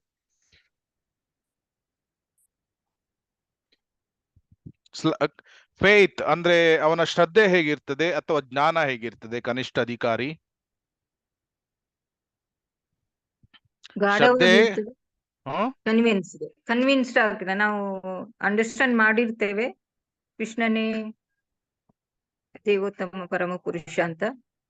ಮತ್ತು ಫೇತ್ ನಮ್ಮದು ದೃಢವಾಗಿದ್ದ ಫೇತ್ ಇರ್ತದೆ. ಓಕೆ, ಉತ್ತಮಗೆ sorry, weak and easily speed ಅಂದ್ರೆ ಕನಿಷ್ಠ ಅಧಿಕಾರಿಗೆ ಯಾವ ರೀತಿಯ ಶ್ರದ್ಧೆ ಇರ್ತದೆ, ಯಾವ ರೀತಿಯ ಜ್ಞಾನ ಇರ್ತದೆ? ಕನಿಷ್ಠ ಅಧಿಕಾರಿಗೆ ಅವನ ಶ್ರದ್ಧೆ ಕೋಮಲವಾಗಿ ಇರ್ತದೆ. ಯಾರಾದ್ರೂ ಬೇರೆ ಭಕ್ತರು ಬಂದು ಇಸ್ಕಾನ್ ಹೀಗೆ, ಅಲ್ಲಿ ಹೋಗ್ಬಾರ್ದು, ಹಾಗೆ ಹೀಗೆ ಅಂತ ಹೇಳಿದ ತಕ್ಷಣ ಮನಸ್ಸು ಚೇಂಜ್ ಮಾಡ್ತಾರೆ. ಮನಸ್ಸು ಚೇಂಜ್ ಆಗ್ತದೆ ಅಥವಾ ಅವರು ದೂರ ಹೋಗಿ ಬಿಡ್ತಾರೆ. ಮತ್ತೆ ಜ್ಞಾನ ಕೂಡ ಅಲ್ಪ ಜ್ಞಾನ, ಶಾಸ್ತ್ರದ ಬಗ್ಗೆ ಜಾಸ್ತಿ ಜ್ಞಾನ ಇರುವುದಿಲ್ಲ. ಸೊ ಅವರು ಕನಿಷ್ಠ ಭಕ್ತರು ಅವರು ಪುಸ್ತಕಗಳನ್ನು ಓದ್ಲಿಕ್ಕೆ ಅಷ್ಟು ಜಾಸ್ತಿ ಇಂಪಾರ್ಟೆನ್ಸ್ ಗಳನ್ನು ಕೊಡದೇ ಇರಬಹುದು, ಅಥವಾ ಜಾಸ್ತಿ ಜ್ಞಾನವನ್ನು ಸಾಕ್ಷಾತ್ಕಾರದ ಕೆಳಹಂತದಲ್ಲಿ ಇರ್ತಾರೆ. ಸಾಕ್ಷಾತ್ಕಾರದ ಕೆಳ ಹಂತದಲ್ಲಿ ಇರ್ತಾರೆ. ಜ್ಞಾನ ಕೂಡ, ಜ್ಞಾನ ವಿಜ್ಞಾನ, ಸಾಕ್ಷಾತ್ಕಾರ ಅಂದ್ರೆ ವಿಜ್ಞಾನ. ಸೊ ಜ್ಞಾನನೇ ಕಡಿಮೆ ಇರ್ತದೆ, ಆದ್ರಿಂದ ಡೆಫಿನೆಟ್ಲಿ ವಿಜ್ಞಾನ ಸಾಕ್ಷಾತ್ಕಾರ ಕೂಡ ಕೆಳ ಹಂತದಲ್ಲಿ ಇರ್ತಾರೆ. ಮಧ್ಯಮಾಧಿಕಾರಿ ಯಾವ ತರ ಇರ್ತಾನೆ? ಮಧ್ಯಮಾಧಿಕಾರಿಯ ಶ್ರದ್ಧೆ ಸ್ವಲ್ಪ ಜಾಸ್ತಿ ದೃಢವಾಗಿದೆ. ಮತ್ತೆ ಜ್ಞಾನ ಯಾವ ರೀತಿ ಇದೆ? ಅವರು ತುಂಬಾ ಉತ್ತಮವಾದ ಜ್ಞಾನ ಇದೆ. ಆದ್ರೆ ಯಾರಾದ್ರೂ ಮಾಯಾವಾದಿಗಳು ಅಥವಾ ಬೇರೆ ಅಪೋಸಿಂಗ್ ಪಾರ್ಟಿಗಳು ಸ್ಟ್ರಾಂಗ್ ಒಂದು ಪಾಯಿಂಟ್ ಗಳನ್ನು ಇಟ್ರೆ ಅವರಿಗೆ ಶಾಸ್ತ್ರದ ಪ್ರಕಾರ ಡಿಫೀಟ್ ಮಾಡಲಿಕ್ಕೆ ಆಗದೇ ಇರ್ಬೋದು ಅಂತ, ಮಾಯಾವಾದಿಗಳಿಗೆ ಅಂತವರಿಗೆಲ್ಲ. ಸೊ ಅಂತವರನ್ನು ಮಧ್ಯಮಾಧಿಕಾರಿಗಳು ಅಂತ ಹೇಳ್ತಾರೆ. ಉತ್ತಮ ಅಧಿಕಾರಿಗಳು ಅವರು ತುಂಬಾ ಅನ್ಶೇಕೇಬಲ್ ಫೇತ್, ತುಂಬಾ ಸ್ಟ್ರಾಂಗ್ ಮತ್ತೆ ಕನ್ವಿನ್ಸ್ಡ್ ಆಗಿರ್ತಾರೆ. ಮತ್ತೆ ಅವರ ಶಾಸ್ತ್ರದ ಜ್ಞಾನನು ಯಾವ ರೀತಿ ಇರ್ತದೆ? ಅವರು ಅಪೋಸಿಂಗ್ ಯಾರನ್ನು ಬೇಕಾದ್ರೆ ಕನ್ವಿನ್ಸ್ ಕೂಡ ಅವರು ಮಾಡ್ತಾರೆ. ಇದು ಜನರಲ್ ಆಗಿರುವಂತ ಔಟ್ಲೈನ್. ಬಟ್ ಕೆಲವು ಎಕ್ಸೆಪ್ಷನ್ಸ್ ಗಳು ಸಹ ಇರಬಹುದು. ನಾವು ಭಕ್ತರನ್ನು ಜಡ್ಜ್ ಮಾಡ್ಲಿಕ್ಕೆ ಹೋಗ್ಬಾರ್ದು ಯಾವಾಗ್ಲೂ, ಯಾಕಂದ್ರೆ ಯಾರು ಯಾವ ಸ್ಟೇಜ್ ಅಲ್ಲಿ ಇರ್ತಾರೆ ನಮ್ಗೆ ಗೊತ್ತಾಗುದಿಲ್ಲ. ಆದ್ರೆ ಹೊರಗಿಂದ ನೋಡ್ಬೇಕಾದ್ರೆ ಈ ರೀತಿಯ ಬಾಹ್ಯವಾದ ಲಕ್ಷಣಗಳು ಕಾಣ್ತದೆ, ಆದ್ರೆ ಅವರ ಆಂತರಿಕವಾದ ಹೃದಯ ಹೇಗಿದೆ ನಮ್ಗೆ ಅದು ಗೊತ್ತಾಗಿರುವುದಿಲ್ಲ. ಅದರಿಂದ ಯಾರನ್ನು ಜಡ್ಜ್ ಮಾಡ್ಲಿಕ್ಕೆ ಹೋಗ್ಬಾರ್ದು. ಶ್ರದ್ಧಾ ಶಬ್ದೇ ವಿಶ್ವಾಸ ಕಹೆ ಸುದೃಢ ನಿಶ್ಚಯ, ಕೃಷ್ಣ ಭಕ್ತಿ ಕೈಲೆ ಸರ್ವ ಕರ್ಮ ಕೃತ ಹೋಯ. So faith is the factor. ಏನು? ಶ್ರದ್ಧೆ ಎಷ್ಟು ಇದೆ ಅದು ಫ್ಯಾಕ್ಟರ್ ಆಗಿದೆ. ಸೊ ಗೋಲ್ ಆಫ್ ಲೈಫ್ ಏನಿದೆ, ಶುದ್ಧ ಭಕ್ತಿ, ಅದ್ರ ಬಗ್ಗೆ ಕನ್ವಿನ್ಸ್ ಆಗಿರ್ತಾನೆ. ಆದ್ರೆ ಭಗವದ್ಗೀತೆಯಲ್ಲಿ ಹೇಳಿದ್ದಾರೆ ಏನು? ಆರ್ಥೋ ಜಿಜ್ಞಾಸುರ್ ಅರ್ಥಾರ್ಥಿ ಜ್ಞಾನಿ. ಇವರು ಇವರಿಗೆ ಮತ್ತೆ ಕನಿಷ್ಠ ಅಧಿಕಾರಿ, ಮಧ್ಯಮಾಧಿಕಾರಿ, ಉತ್ತಮಾಧಿಕಾರಿಗೆ ಡಿಫ್ರೆನ್ಸ್ ಏನು? ಅರ್ಥಾರ್ಥಿ, ಜಿಜ್ಞಾಸು, ಜ್ಞಾನಿ ಅವರು ಮಿಕ್ಸ್ಡ್ ಡಿವೋಟೀಸ್, ಅಂದ್ರೆ ಮಿಶ್ರ ಭಕ್ತರು. ಆದ್ರೆ ಇಲ್ಲಿ ಕನಿಷ್ಠ ಅಧಿಕಾರಿ, ಮಧ್ಯಮಾಧಿಕಾರಿ, ಉತ್ತಮಾಧಿಕಾರಿ ಮೂವರು ಭಕ್ತರ ಗುರಿ ಶುದ್ಧ ಭಕ್ತಿ ಆಗಿದೆ. ಸೊ ಆದ್ರಿಂದ ನಾವು ಮಿಶ್ರ ಭಕ್ತರು ಮತ್ತೆ ಕನಿಷ್ಠ ಅಧಿಕಾರಿ, ಮಧ್ಯಮಾಧಿಕಾರಿ, ಉತ್ತಮ ಅಧಿಕಾರಿಗಳನ್ನು ಒಂದೇ ದೃಷ್ಟಿಯಲ್ಲಿ ನೋಡಬಾರ್ದು. ಅದನ್ನ ಮುಂದೆ ನೋಡೋಣ. ಕನಿಷ್ಠ ಭಕ್ತ, ಸೊ ಅವನು ಜನರಲಿ ನಾವು ನೋಡಿದಾಗ ಹರಿನಾಮ್ ಇನಿಷಿಯೇಷನ್ ತೆಗೆದುಕೊಂಡಿರ್ತಾನೆ, ಮತ್ತೆ 16 ಮಾಲೆಗಳನ್ನು ಜಪ ಮಾಡ್ತಾನೆ. ಮಧ್ಯಮಾಧಿಕಾರಿ ಬ್ರಹ್ಮನ್ ಇನಿಷಿಯೇಟೆಡ್, ಫುಲ್ಲಿ ಯಾವಾಗಲೂ ಸೇವೆಗಳಲ್ಲಿ ತೊಡಗಿರ್ತಾನೆ. ಉತ್ತಮಾಧಿಕಾರಿ ವೆರಿ ಅಡ್ವಾನ್ಸ್ಡ್, ಅವನು ಆಮೇಲೆ ಅವನ ಒಂದು ಪ್ರಪ್ರಥಮವಾದ ಪ್ರಾಮಿನೆಂಟ್ ಕ್ವಾಲಿಟಿ ಏನು ಅಂದ್ರೆ ಯಾರತ್ರ ತಪ್ಪು ಹುಡುಕುವುದಿಲ್ಲ, ಬ್ಲಾಸ್ಫೇಮ್ ನಿಂದನೆಗಳನ್ನು ಮಾಡುವುದಿಲ್ಲ, ಶ್ರದ್ಧೆಯ ಶುದ್ಧವಾಗಿದೆ. ಫಾಲ್ಟ್ ಫೈಂಡಿಂಗ್, ವೈಷ್ಣವರಲ್ಲಿ ಫಾಲ್ಟ್ ಫೈಂಡಿಂಗ್ ಅನ್ನು ಮಾಡುವುದಿಲ್ಲ. ಶ್ರದ್ಧಾವಾನ್ ಜನ ಹೈ ಭಕ್ತಿ ಅಧಿಕಾರಿ, ಉತ್ತಮ ಮಧ್ಯಮ ಕನಿಷ್ಠ ಶ್ರದ್ಧಾ ಅನುಸಾರಿ. ಚೈತನ್ಯ ಮಧ್ಯಲೀಲದಲ್ಲಿ ಹೇಳಿದ್ದಾರೆ ಏನು? ಶ್ರದ್ಧಾವಾನ್ ಜನ ಹೈ ಭಕ್ತಿ ಅಧಿಕಾರಿ. ಅಧಿಕಾರ ಅಂತ ಸಿಗುವುದು ಯಾವುದು? ಶ್ರದ್ಧೆ ಎಷ್ಟು ಶ್ರದ್ಧೆಯನ್ನು ಹೊಂದಿದ್ದಾನೆ ಅದರ ಮೇಲೆ ಅಧಿಕಾರ ಸಿಗ್ತದೆ, ಬೇರೆ ಬೇರೆ ರೀತಿಯ ಸೇವೆಗಳನ್ನು ಮಾಡಲಿಕ್ಕೆ. ಮತ್ತೆ ಇಟ್ ಈಸ್ ಏನು ಅಂದ್ರೆ ನಾವು ಯಾವುದೇ ಒಂದು ವಿಷಯಗಳನ್ನು ಮಾಡಬೇಕಾದ್ರೆ ನಮ್ಗೆ ಅಧಿಕಾರ ಅಂತ ಬೇಕಾಗ್ತದೆ. ಸೊ ಅದಕ್ಕಾಗಿ ಕನಿಷ್ಠ ಅಧಿಕಾರ, ಮಧ್ಯಮ ಅಧಿಕಾರ. ಸೊ ಅಧಿಕಾರಿ, ಸೊ ಬೇಸಿಕಲಿ ಮಂತ್ರಗಳನ್ನು ಜಪ ಮಾಡ್ಲಿಕ್ಕೆ ಅದೆಲ್ಲ ಅಧಿಕಾರ ಯಾರು ನೀಡ್ತಾರೆ? ಪರಂಪರೆಯಿಂದ ಗುರುಗಳು ಅದನ್ನು ನೀಡ್ತಾರೆ. So that is the point. So ಹಾಗಿದ್ರೆ ನಿಯೋಫೈಡ್ ಡಿವೋಟಿ, ನಿಯೋಫೈಡ್ ಡಿವೋಟಿ ಅವರ ಕ್ಯಾರೆಕ್ಟರಿಸ್ಟಿಕ್ಸ್ ಏನು ಅಂದ್ರೆ ಮೆಟೀರಿಯಲ್ ಸ್ಕಿಲ್ಸ್ ಗಳು ಏನಾದ್ರೂ ಇದ್ರೆ ಅದನ್ನೇ ಭಕ್ತಿಯಲ್ಲಿ ನಾನು ತುಂಬಾ ಅಡ್ವಾನ್ಸ್ ಆಗಿ ಇದ್ದೇನೆ ಅಂತ ಆಲೋಚನೆ ಮಾಡ್ತಾನೆ. ಸೊ ಉದಾಹರಣೆಗೆ ಅವನಿಗೆ ಒಳ್ಳೆ ಒಂದು 4 ಶ್ಲೋಕಗಳನ್ನು ಒಳ್ಳೆ ರೀತಿಯಲ್ಲಿ ಹೇಳಲಿಕ್ಕೆ ಆಗ್ತದೆ, ನಾನು ಭಕ್ತಿ ಸೇವೆಯಲ್ಲಿ ತುಂಬಾ ಮುಂದುವರೆದಿದ್ದೇನೆ. ಆದ್ರೆ ಅವನು ಮತ್ತೆ ಅರ್ಚನಕ್ಕೆ ಜಾಸ್ತಿ ಒತ್ತನ್ನು ನೀಡ್ತಾನೆ, ಡೇಟಿ ವರ್ಷಿಪ್. ಮತ್ತೆ ಏನು ಆಲೋಚನೆ ಮಾಡ್ತಾನೆ? ಭಗವಂತ ಟೆಂಪಲ್ ಅಲ್ಲಿ ಮಾತ್ರ ಇದ್ದಾನೆ ಅಂತ ಆಲೋಚನೆ ಮಾಡ್ತಾನೆ. ಮತ್ತೆ ಕೆಲವೊಮ್ಮೆ ಉತ್ತಮ ಅಧಿಕಾರಿಗಳಲ್ಲಿ ಫಾಲ್ಟ್ ಗಳನ್ನು ಫೈಂಡ್ ಮಾಡ್ತಾನೆ. ಉದಾಹರಣೆಗೆ ಕೆಲವು ಭಕ್ತರು ದೇವಸ್ಥಾನಕ್ಕೆ ಬಂದಾಗ ಅವರು ದಂಡವತ್ ಹಾಕದೇ ಇರ್ಬೋದು, ದೊಡ್ಡ ಸನ್ಯಾಸಿಗಳು ಅಥವಾ ಯಾವಾಗ ಬಂದಾಗ ದೇ ಮೇ ನಾಟ್ ಪೇ ಇದು ದಂಡವತ್ ಹಾಕದೇ ಇರ್ಬೋದು. ಅವಾಗ ಅವನೇನು ಆಲೋಚನೆ ಮಾಡ್ತಾನೆ? ಓ, ಇವರು ದಂಡವತ್ಗಳನ್ನು ಹಾಕುದಿಲ್ಲ, ನಾನು ದಂಡವತ್ ಹಾಕ್ತೇನೆ, ಆದ್ರಿಂದ ಐ ಆಮ್ ಮೋರ್ ಅಡ್ವಾನ್ಸ್ಡ್. ಆ ರೀತಿ ಥಿಂಕ್ಸ್ ಹಿಮ್ಸೆಲ್ಫ್ ಆಫ್ ಹೈ, ಏನು ನಾನು ಗ್ರೇಟ್ ಡಿವೋಟಿ, ಆ ರೀತಿ ಆಲೋಚನೆ ಮಾಡ್ತಾ ಇರ್ತಾನೆ. ಆಮೇಲೆ ಯಾರು ಮಧ್ಯಮಾಧಿಕಾರಿಗಳು ಅಥವಾ ಯಾರಾದ್ರೂ ಪ್ರೀಚಿಂಗ್ ಮಾಡ್ಬೇಕಾದ್ರೆ ಏನಾದ್ರೂ ಈ ಕ್ರಿಟಿಸೈಸ್ ಮಾಡಿದ್ರೆ ಯಾರಿಗಾದ್ರೂ ಅವನಿಗೆ ತುಂಬಾ ಡಿಸ್ಟರ್ಬ್ ಆಗ್ತದೆ, ಏನು ಪ್ರಭುಜಿಗಳು ಈ ರೀತಿ ಮಾತನಾಡ್ತಾ ಇದ್ದಾರೆ ಅಂತ ಅವನು ಆಲೋಚನೆ ಮಾಡ್ತಾನೆ. ಅಫೆಂಡ್ ಡಮಿ ಗಾಡ್, ದೇವತೆಗಳಿಗೆ ಜಾಸ್ತಿ ರೆಸ್ಪೆಕ್ಟ್ ಗಳನ್ನು ಕೊಡುವುದಿಲ್ಲ, ಅವನಿಗೆ ಸರಿಯಾದ ಕನೆಕ್ಷನ್ ಅಲ್ಲಿ ನೋಡುವುದಿಲ್ಲ. ಮತ್ತೆ ಭಕ್ತರಿಗೆ ಸಹ ಜಾಸ್ತಿ ಅವನು ವ್ಯಾಲ್ಯೂ ಕೊಡುವುದಿಲ್ಲ. ಕೆಲವೊಮ್ಮೆ ನನ್ನ ಗುರುವಿಗೆ ಮಾತ್ರ ವ್ಯಾಲ್ಯೂಗಳನ್ನು ಕೊಡ್ತಾನೆ. ಸೊ ಆದ್ರಿಂದ ಕನಿಷ್ಠ ಅಧಿಕಾರಿಯನ್ನು ಏನು ಹೇಳಿದ್ದಾರೆ? ಭೌತಿಕ ದೃಷ್ಟಿಯಿಂದ ಅವನು ನೋಡ್ತಾ ಇರ್ತಾನೆ ಕೆಲವೊಮ್ಮೆ. So materialistic qualification in the service of the Lord. Material qualifications ಯಾವ್ದ್ಯಾವ್ದಿದೆ? ಒಳ್ಳೆ ಮೃದಂಗ ಬಾರಿಸ್ಲಿಕ್ಕೆ ಬರ್ತದೆ, ನಾನು ಐ ಆಮ್ ಗ್ರೇಟ್ ಡಿವೋಟಿ, ನನ್ಗೆ ಹಾರ್ಮೋನಿಯಂ ಒಳ್ಳೆ ಕೀರ್ತನ ಹಾಡ್ತಾ ಇದ್ದೇನೆ, ಐ ಆಮ್ ಗ್ರೇಟ್ ಡಿವೋಟಿ. ಆ ರೀತಿ ಆಲೋಚನೆಗಳನ್ನು ಮಾಡ್ತಾನೆ. ಸೊ ಅವನ ಇದು ಉತ್ತಮ ಅಧಿಕಾರಿಗಳಿಗೆ ಸೇವೆಗಳನ್ನು ಮಾಡಿದ್ರೆ ಅವನು ಕ್ರಮೇಣವಾಗಿ ಮಧ್ಯಮಾಧಿಕಾರಿ ಸ್ತರಕ್ಕೆ ಅವನು ಬರ್ತಾನೆ. ಇದು ಬೆಸ್ಟ್ ಉದಾಹರಣೆ ಯಾರು? ಧ್ರುವ ಮಹಾರಾಜ. ಇಲ್ಲಿ ನಾವು ನೋಡ್ತಾ ಇದ್ದೇವೆ ಧ್ರುವ ಮಹಾರಾಜ. ಶೀಲ ಪ್ರಭುಪಾದ್ರು ಏನ್ ಹೇಳ್ತಾರೆ? ಅವನು ಕನಿಷ್ಠ ಅಧಿಕಾರಿ ಭಕ್ತನಾಗಿದ್ದ ಮೊದಲು. ಆದ್ರೆ ನಾರದ ಮುನಿಗಳಂತ ಶುದ್ಧ ಭಕ್ತರ ಕಾಂಟ್ಯಾಕ್ಟಿಗೆ ಬಂದು ಆಮೇಲೆ ಅವನು ಶುದ್ಧ ಭಕ್ತನಾಗ್ತಾನೆ. ಅದಕ್ಕೆ ಶುದ್ಧ ಭಕ್ತರ ಕೃಪೆ ಬೇಕು, ಗುರುಗಳ ಕೃಪೆ ಬೇಕು. So very important. ಇದನ್ನೆಲ್ಲ ನಾವು ಡಿಸ್ಕಸ್ ಮಾಡಿದ್ವಿ. ಇಲ್ಲಿ ಒಂದು ಪಾಯಿಂಟ್ ಏನು ಅಂದ್ರೆ ಅಫೆನ್ಸ್ ಡೆಮಿಗಾಡ್ಸ್. ಮಧ್ವಾಚಾರ್ಯರು ಏನೇ ಹೇಳಿದ್ದಾರೆ, ತದ್ಭಕ್ತ ನಾಮ್ ಉಪಕ್ಷೇನಕೋ ಪುರ್ ವಿಷ್ಣವ ಅಪಿ ದೇವಾನಂ. ಅಂದ್ರೆ ವಿಷ್ಣುವಿಗೆ ಸಂಬಂಧಪಟ್ಟವರು ದೇವತೆಗಳು. ದೇವತೆಗಳಿಗೆ ಡಿಸ್ರೆಸ್ಪೆಕ್ಟ್ ಮಾಡಿದ್ರೆ ವಿಷ್ಣುವಿಗೆ ಡಿಸ್ರೆಸ್ಪೆಕ್ಟ್ ಮಾಡಿದ ಹಾಗೆ. ನಾವು ಅರ್ಥ ಮಾಡ್ಕೊಳ್ಬೇಕು ಡೆಮಿಗಾಡ್ಗಳ ಸ್ಥಾನ ಏನು. ವಿಷ್ಣುವಿನ ಸೇವಕರು, ವಿಷ್ಣುವಿನ ಇದು ಏನು ಬ್ರಹ್ಮಾಂಡ ಮೇಲ್ವಿಚಾರಣೆ ಮಾಡ್ಲಿಕ್ಕೆ ಅವರು ಸಹಾಯ ಮಾಡ್ತಾರೆ.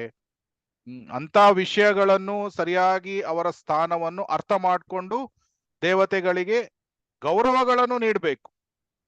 ಆದ್ರೆ ಕನಿಷ್ಠ ಅಧಿಕಾರಿ ಅವನು ಸರಿಯಾದ ಗೌರವಗಳನ್ನು ನೀಡುವುದಿಲ್ಲ. ಸೊ ಅವನ ಸ್ವಲ್ಪ ಅಜ್ಞಾನನು ಕಾರಣ ಇರಬಹುದು. ಅರ್ಚನಾ ಮತ್ತೆ ಭಜನ. ಅರ್ಚನಾ ಅಂದ್ರೆ ವಿಗ್ರಹ ಆರಾಧನೆ. ವಿಗ್ರಹ ಆರಾಧನೆಗೆ ಜಾಸ್ತಿ ಒತ್ತನ್ನು ನೀಡ್ತಾನೆ ಭಜನೆಗಿಂತ. ಸೊ ಇವರು ಮಾಧವೇಂದ್ರ ಪುರಿಗಳು ಅವರು ಕೆಲವೊಮ್ಮೆ ಅವ್ರು ಏನು ಹೇಳ್ತಾರೆ, ನಾನು ಕೆಲವೊಮ್ಮೆ ಈ ಸಂಧ್ಯಾ ವಂದನೆಗಳನ್ನು ಮಾಡ್ಲಿಕ್ಕೆ ಮರ್ತು ಬಿಡ್ತೇನೆ ಅಂತ. ಆದ್ರೆ ಅವರು ಮರೆಯುತ್ತಾ ಇದ್ರು. ಯಾತಕ್ಕಾಗಿ 24 ಗಂಟೆ ಹರೇ ಕೃಷ್ಣ ಮಹಾಮಂತ್ರವನ್ನು ಜಪ ಮಾಡ್ತಾ ಇದ್ರು. ಆವಾಗ ಅವರಿಗೆ ಸಂಧ್ಯಾ ವಂದನೆಯನ್ನು ಮಾಡ್ಲಿಕ್ಕೆ ಮರ್ತು ಹೋಗ್ಬಿಡ್ತಿತ್ತು. ಸೊ ಆ ರೀತಿ. ಅಥವಾ ಈಗ ಗೌರಾಂಗ ಮಹಾಪ್ರಭು ಒಂದು ದಿನ ಏನೋ 6 ಗಂಟೆ ತನಕ ಮಲ್ಕೊಂಡಿರ್ತಾರೆ. ಆವಾಗ ಅವನು ಅಸಿಸ್ಟೆಂಟ್ ಅವರನ್ನು ಎಬ್ಬಿಸಿದಾಗ, ನೀವು ಜಗನ್ನಾಥಪುರಿ ದೇವಸ್ಥಾನಕ್ಕೆ 5 ಗಂಟೆಗೆ ಹೋಗ್ತಾ ಇದ್ರಿ, ಇವತ್ತು ಹೋಗ್ಲಿಲ್ಲ ಅಂತ. ಆವಾಗ ಚೈತನ್ಯ ಮಹಾಪ್ರಭುಗಳು ಏನ್ ಹೇಳ್ತಾರೆ, ಓ ನೀನು ನನ್ನ ಯಾಕೆ ಎಬ್ಬಿಸಿದಿ, ನಾನು ಬೃಂದಾವನದ ಎಲ್ಲ ವನಗಳಲ್ಲಿ ನಾನು ವಿಹಾರಿಸಿ ಗೋಪಿಗಳ ಜೊತೆ ಅವರ ಧ್ಯಾನವನ್ನು ಮಾಡ್ತಾ ಇದ್ದೆ. ಸೊ ಆ ರೀತಿ ಅವರ ಸ್ಟೇಜ್ ಯಾವ ರೀತಿ ಇರ್ತದೆ ಅಂದ್ರೆ, ಯಾವಾಗ್ಲೂ ವೃಂದಾವನದ ಲೀಲೆಗಳು, ಕೃಷ್ಣನ ಬಗ್ಗೆ ಅಥವಾ ಹೈಯರ್ ಸ್ಟೇಜಸ್ ಆ ರೀತಿ ಆಲೋಚನೆ ಮಾಡ್ತಾ ಇರ್ತಾರೆ. ಅವಾಗ ಲೋವರ್ ಸ್ಟೇಜಸ್ ನ ವಿಷಯಗಳು ಕೆಲವೊಮ್ಮೆ ಮಾಡದೇ ಇರಬಹುದು. ಆದ್ರೆ ಆ ರೀತಿ ಮಾಡಿದಾಗ ನಾವು ಉತ್ತಮ ಅಧಿಕಾರಿ ಭಕ್ತರನ್ನು ಅವರನ್ನು ಕೆಳಗೆ ಮಾಡಿ ನೋಡ್ಲಿಕ್ಕೆ ಆಗುದಿಲ್ಲ. ಅವರು ಉದಾಹರಣೆಗೆ ಮಾಧವೇಂದ್ರ ಪುರಿಗಳು ಅವರು ಸಂಧ್ಯಾ ವಂದನೆಗಳನ್ನು ಸರಿ ಮಾಡ್ತಾ ಇರ್ಲಿಲ್ಲ ಅಂತ ಅವರಿಗೆ ಹೇಳಲಿಕ್ಕೆ ಆಗುದಿಲ್ಲ. Is a very high stage, ಮಹಾಭಾವ ಸ್ಟೇಜ್ ಅಲ್ಲಿ ಇದ್ದಾರೆ. ಅವರಿಗೆ ಯಾವಾಗ್ಲೂ 24 hours ಕೃಷ್ಣನ ಭಾವದಲ್ಲಿ ಇದ್ದಾರೆ. ಸಂಧ್ಯಾ ವಂದನೆಗಳನ್ನು ಮಾಡುವುದು ಸೆಕೆಂಡರಿ. ಸೊ ಆದ್ರಿಂದ ಭಜನೆ ಅದಕ್ಕೆ ಜಾಸ್ತಿ ಒತ್ತು ಕೊಡುವುದಕ್ಕಿಂತ ಅರ್ಚನೆಗೆ ಜಾಸ್ತಿ ಒತ್ತು ಕೊಡ್ತಾನೆ. ಅರ್ಚನೆ ಯಾವಾಗ್ಲೂ ವೈಧಿ ಮಾರ್ಗ. ಸೊ ಏನದು, there is a rules and regulations. ಈಗ ವಿಗ್ರಹ ಆರಾಧನೆ ಮಾಡ್ಬೇಕಾದ್ರೆ ಕೃಷ್ಣನ ಕಾಲಿಗೆ ಇಷ್ಟು ಸಲ ಸುತ್ತ ಹಾಕ್ಬೇಕು, ಹೊಟ್ಟೆಗೆ ಇಷ್ಟು, ಮುಖಕ್ಕೆ ಇಷ್ಟು. So there is a particular rules. ಅದೇ ರೀತಿಯಲ್ಲಿ ವಿಗ್ರಹ ಆರಾಧನೆಯನ್ನು ಮಾಡ್ಬೇಕು.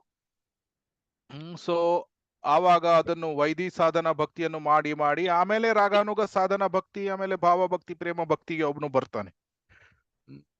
ಆದ್ರೆ ಒಬ್ಬ ಭಾವಭಕ್ತಿ ಅಥವಾ ರಾಗಾನುಗ ಭಕ್ತಿಯಲ್ಲಿ ಇದ್ದವನು ಅವನು ಸರಿಯಾಗಿ ಕೆಲವೊಮ್ಮೆ ರೂಲ್ಸ್ ಗಳನ್ನು ಅವನು ಸರಿಯಾಗಿ he may not follow. ಯಾಕಂದ್ರೆ ಅವನಿಗೆ ಅಗತ್ಯ, it's not necessary for him to follow. ಆದ್ರೆ ಆ ಉನ್ನತರಾದ ಭಕ್ತರನ್ನು ನೋಡಿ ಅವನು ಕ್ರಿಟಿಸೈಸ್ ಮಾಡ್ಬೋದು ಅಥವಾ ಅವರನ್ನು ನಿಂದನೆಗಳನ್ನು ಮಾಡ್ಬೋದು. ಆ ರೀತಿ ಎಲ್ಲ ಮಾಡಬಾರ್ದು. ಸೊ ನೆಕ್ಸ್ಟ್ ನೋಡೋಣ, ಮಧ್ಯಮಾಧಿಕಾರಿ. ಮಧ್ಯಮಾಧಿಕಾರಿಯ 4 ಲಕ್ಷಣಗಳು ಯಾವುದು ಇಲ್ಲಿ ಇದೆ, ನಾವು ನೋಡಿ. ಏನು, ಪ್ರಪ್ರಥಮವಾಗಿ ಪರಮಪ್ರಭುವನ್ನು ನೋಡ್ತಾನೆ. ಸೊ ವರ್ಷಿಪ್ಸ್. ಹೇಳಿ. ಮೊದಲಿಗೆ ಅವರು ಪರಮ ಪ್ರಭುವನ್ನು ನೋಡುತ್ತಾರೆ. ಎರಡನೆಯದು ಅನಂತರ ಅವರು ಭಗವಂತನ ಭಕ್ತರನ್ನು ನೋಡುತ್ತಾರೆ. ಮೂರನೆಯದು ಅವರು ಭಗವಂತನ ಜ್ಞಾನವೇ ಇಲ್ಲದ ಆಜ್ಞರನ್ನು ನೋಡುತ್ತಾರೆ.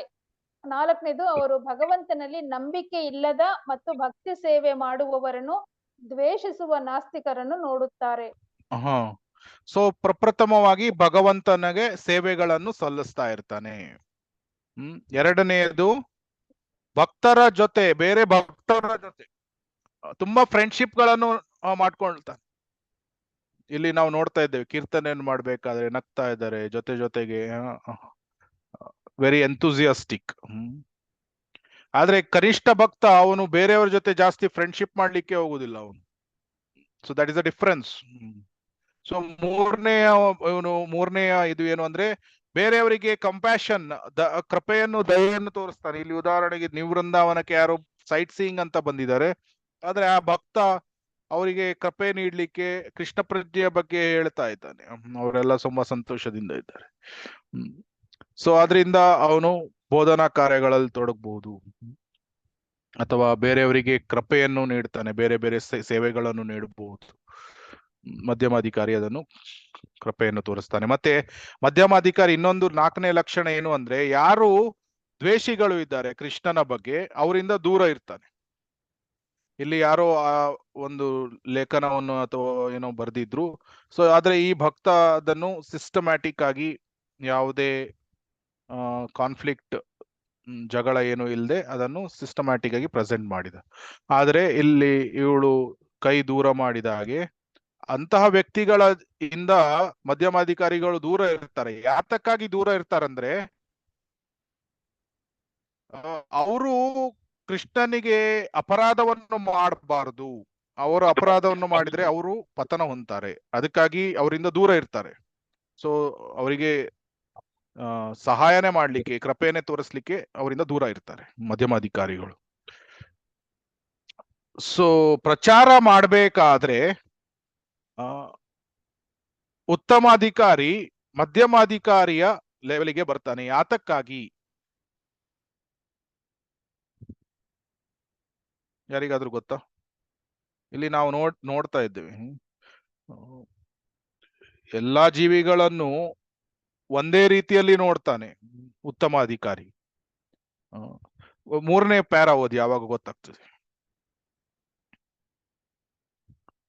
ಸಾಕ್ಷಾತ್ಕಾರದ 3ನೇ ಹಂತದಲ್ಲಿ.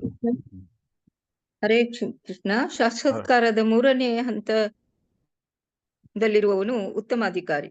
ಅವನು ಪ್ರತಿಯೊಂದನ್ನು ಪರಮಪ್ರಭುವಿನೊಡನೆ ಹೋಲಿಸಿ ನೋಡುತ್ತಾನೆ. ಅಂತ ಭಕ್ತನು ನಾಸ್ತಿಕ ಮತ್ತು ಆಸ್ತಿಕರ ನಡುವೆ ಭೇದ ತೋರುವುದಿಲ್ಲ.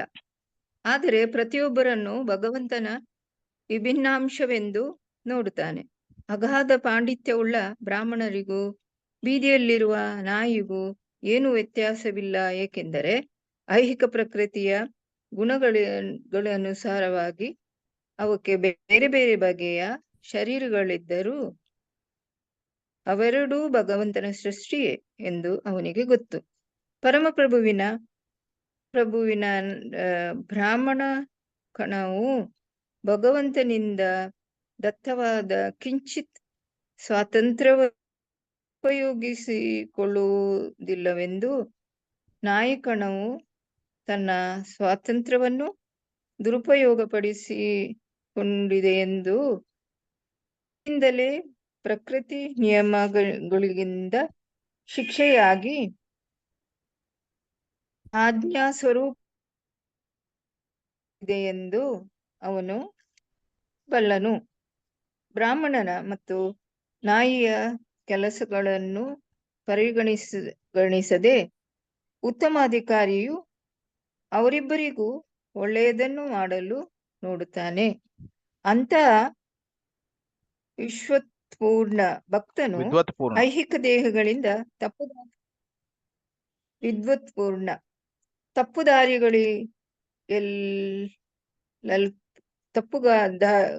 ದಾರಿಗೆಳೆಯಲ್ಪಡುವುದಿಲ್ಲ.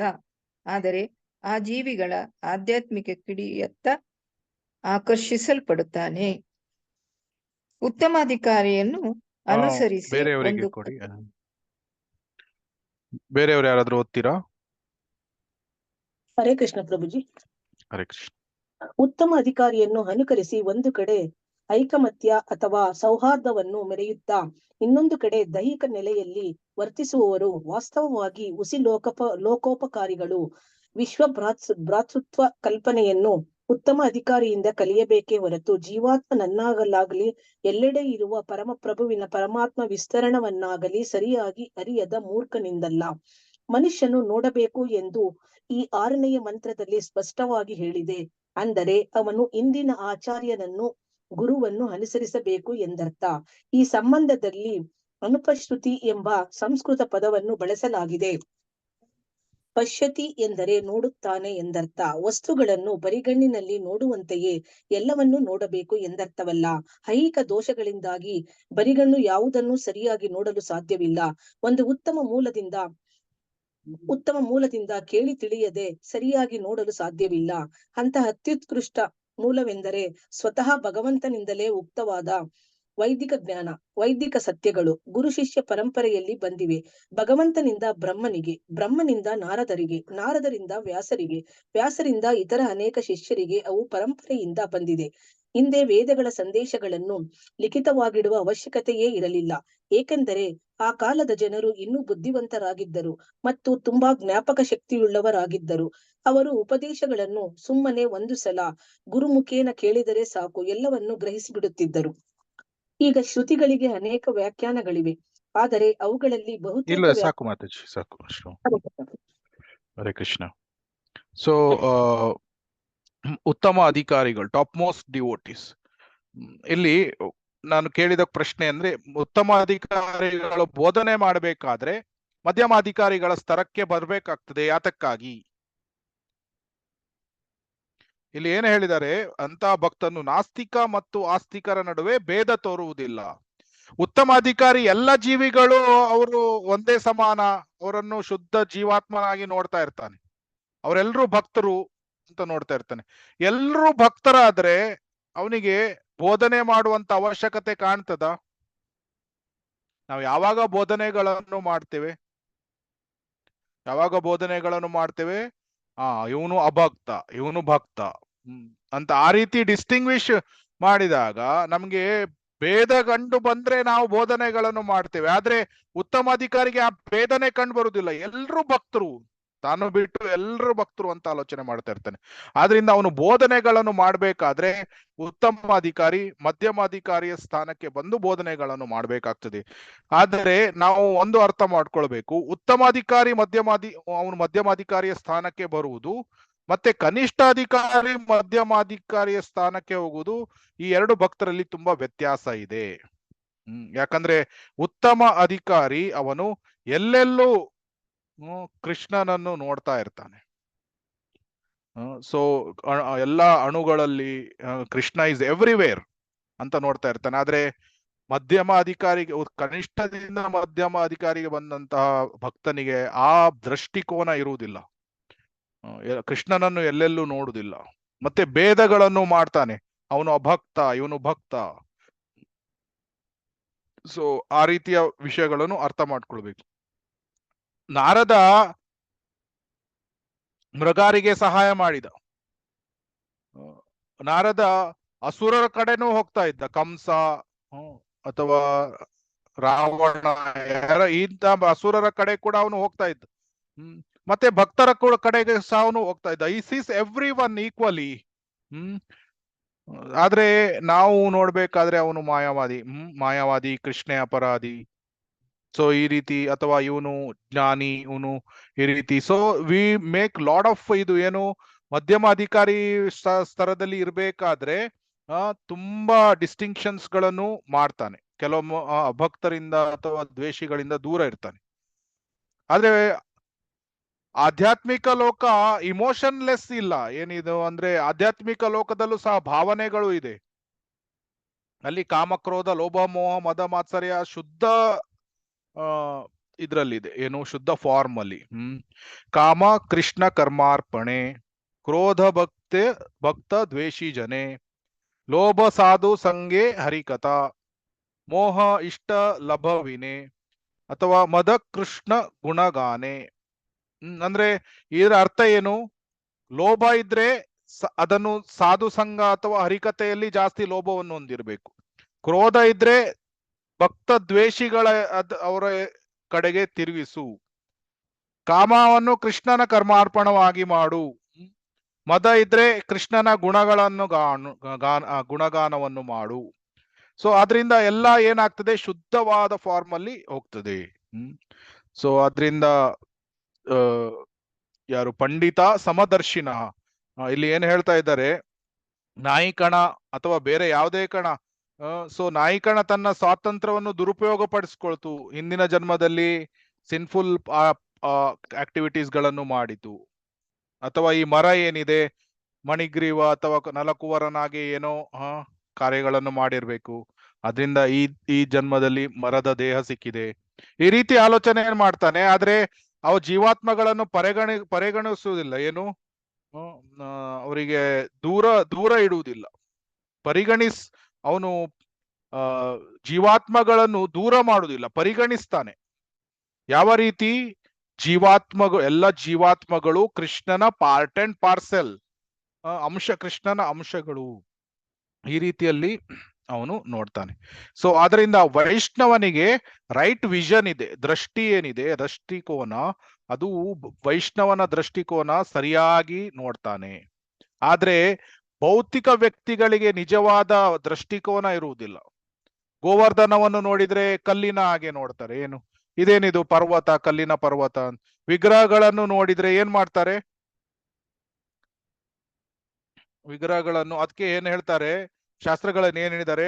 ಅರ್ಚ ವಿಗ್ರಹವನ್ನು ಕಲ್ಲಿನ ಹಾಗೆ ನೋಡಬಾರ್ದು, ಗುರುವಿನ ದೇಹವನ್ನು ಸಾಧಾರಣ ದೇಹ ಅಂತ ನಾವು ನೋಡಬಾರ್ದು. ಕಿಂತು ಪ್ರಬೋರ್ಯ ಪ್ರಿಯ ಏವ ತಸ್ಯ ಒಂದೇ ಗುರು ಶ್ರೀ ಚರಣಾರವಿಂದಂ. ಸೊ ನಮ್ಗೆ ಬೆಳಿಗ್ಗೆ ಹಾಡ್ಬೇಕಾದ್ರೆ ನಾವು ಸಾಕ್ಷಾತ್ ಹರಿತ್ವೇನ ಸಮಸ್ತ ಶಾಸ್ತ್ರೇ, ಸಾಕ್ಷಾತ್ ಹರಿ ಈಕ್ವಲೆಂಟ್ ಟು ಕೃಷ್ಣನ ಹಾಗೆ ಗುರುಗಳಿಗೆ ಸ್ಥಾನವನ್ನು ನೀಡ್ತೇವೆ. ಗುರುಗಳ ದೇಹವನ್ನು ನಾವು ಸಾಧಾರಣ ದೇಹ ಅಂತ ನಾವು ಪರಿಗಣಿಸಬಾರದು. ಅಥವಾ ವೈಷ್ಣವ ಜಾತಿ ಬುದ್ಧಿ, ವೈಷ್ಣವರನ್ನು ಜಾತಿಯ ಆಧಾರದ ಮೇಲೆ ನೋಡಬಾರ್ದು. ಅಮೆರಿಕನ್ ವೈಷ್ಣವ, ಅಮೆರಿಕನ್ ಸನ್ಯಾಸಿ, ಅಥವಾ ಆಫ್ರಿಕಾ ಬ್ಲ್ಯಾಕ್ ಬಾಡಿ, ಕಪ್ಪು ದೇಹ,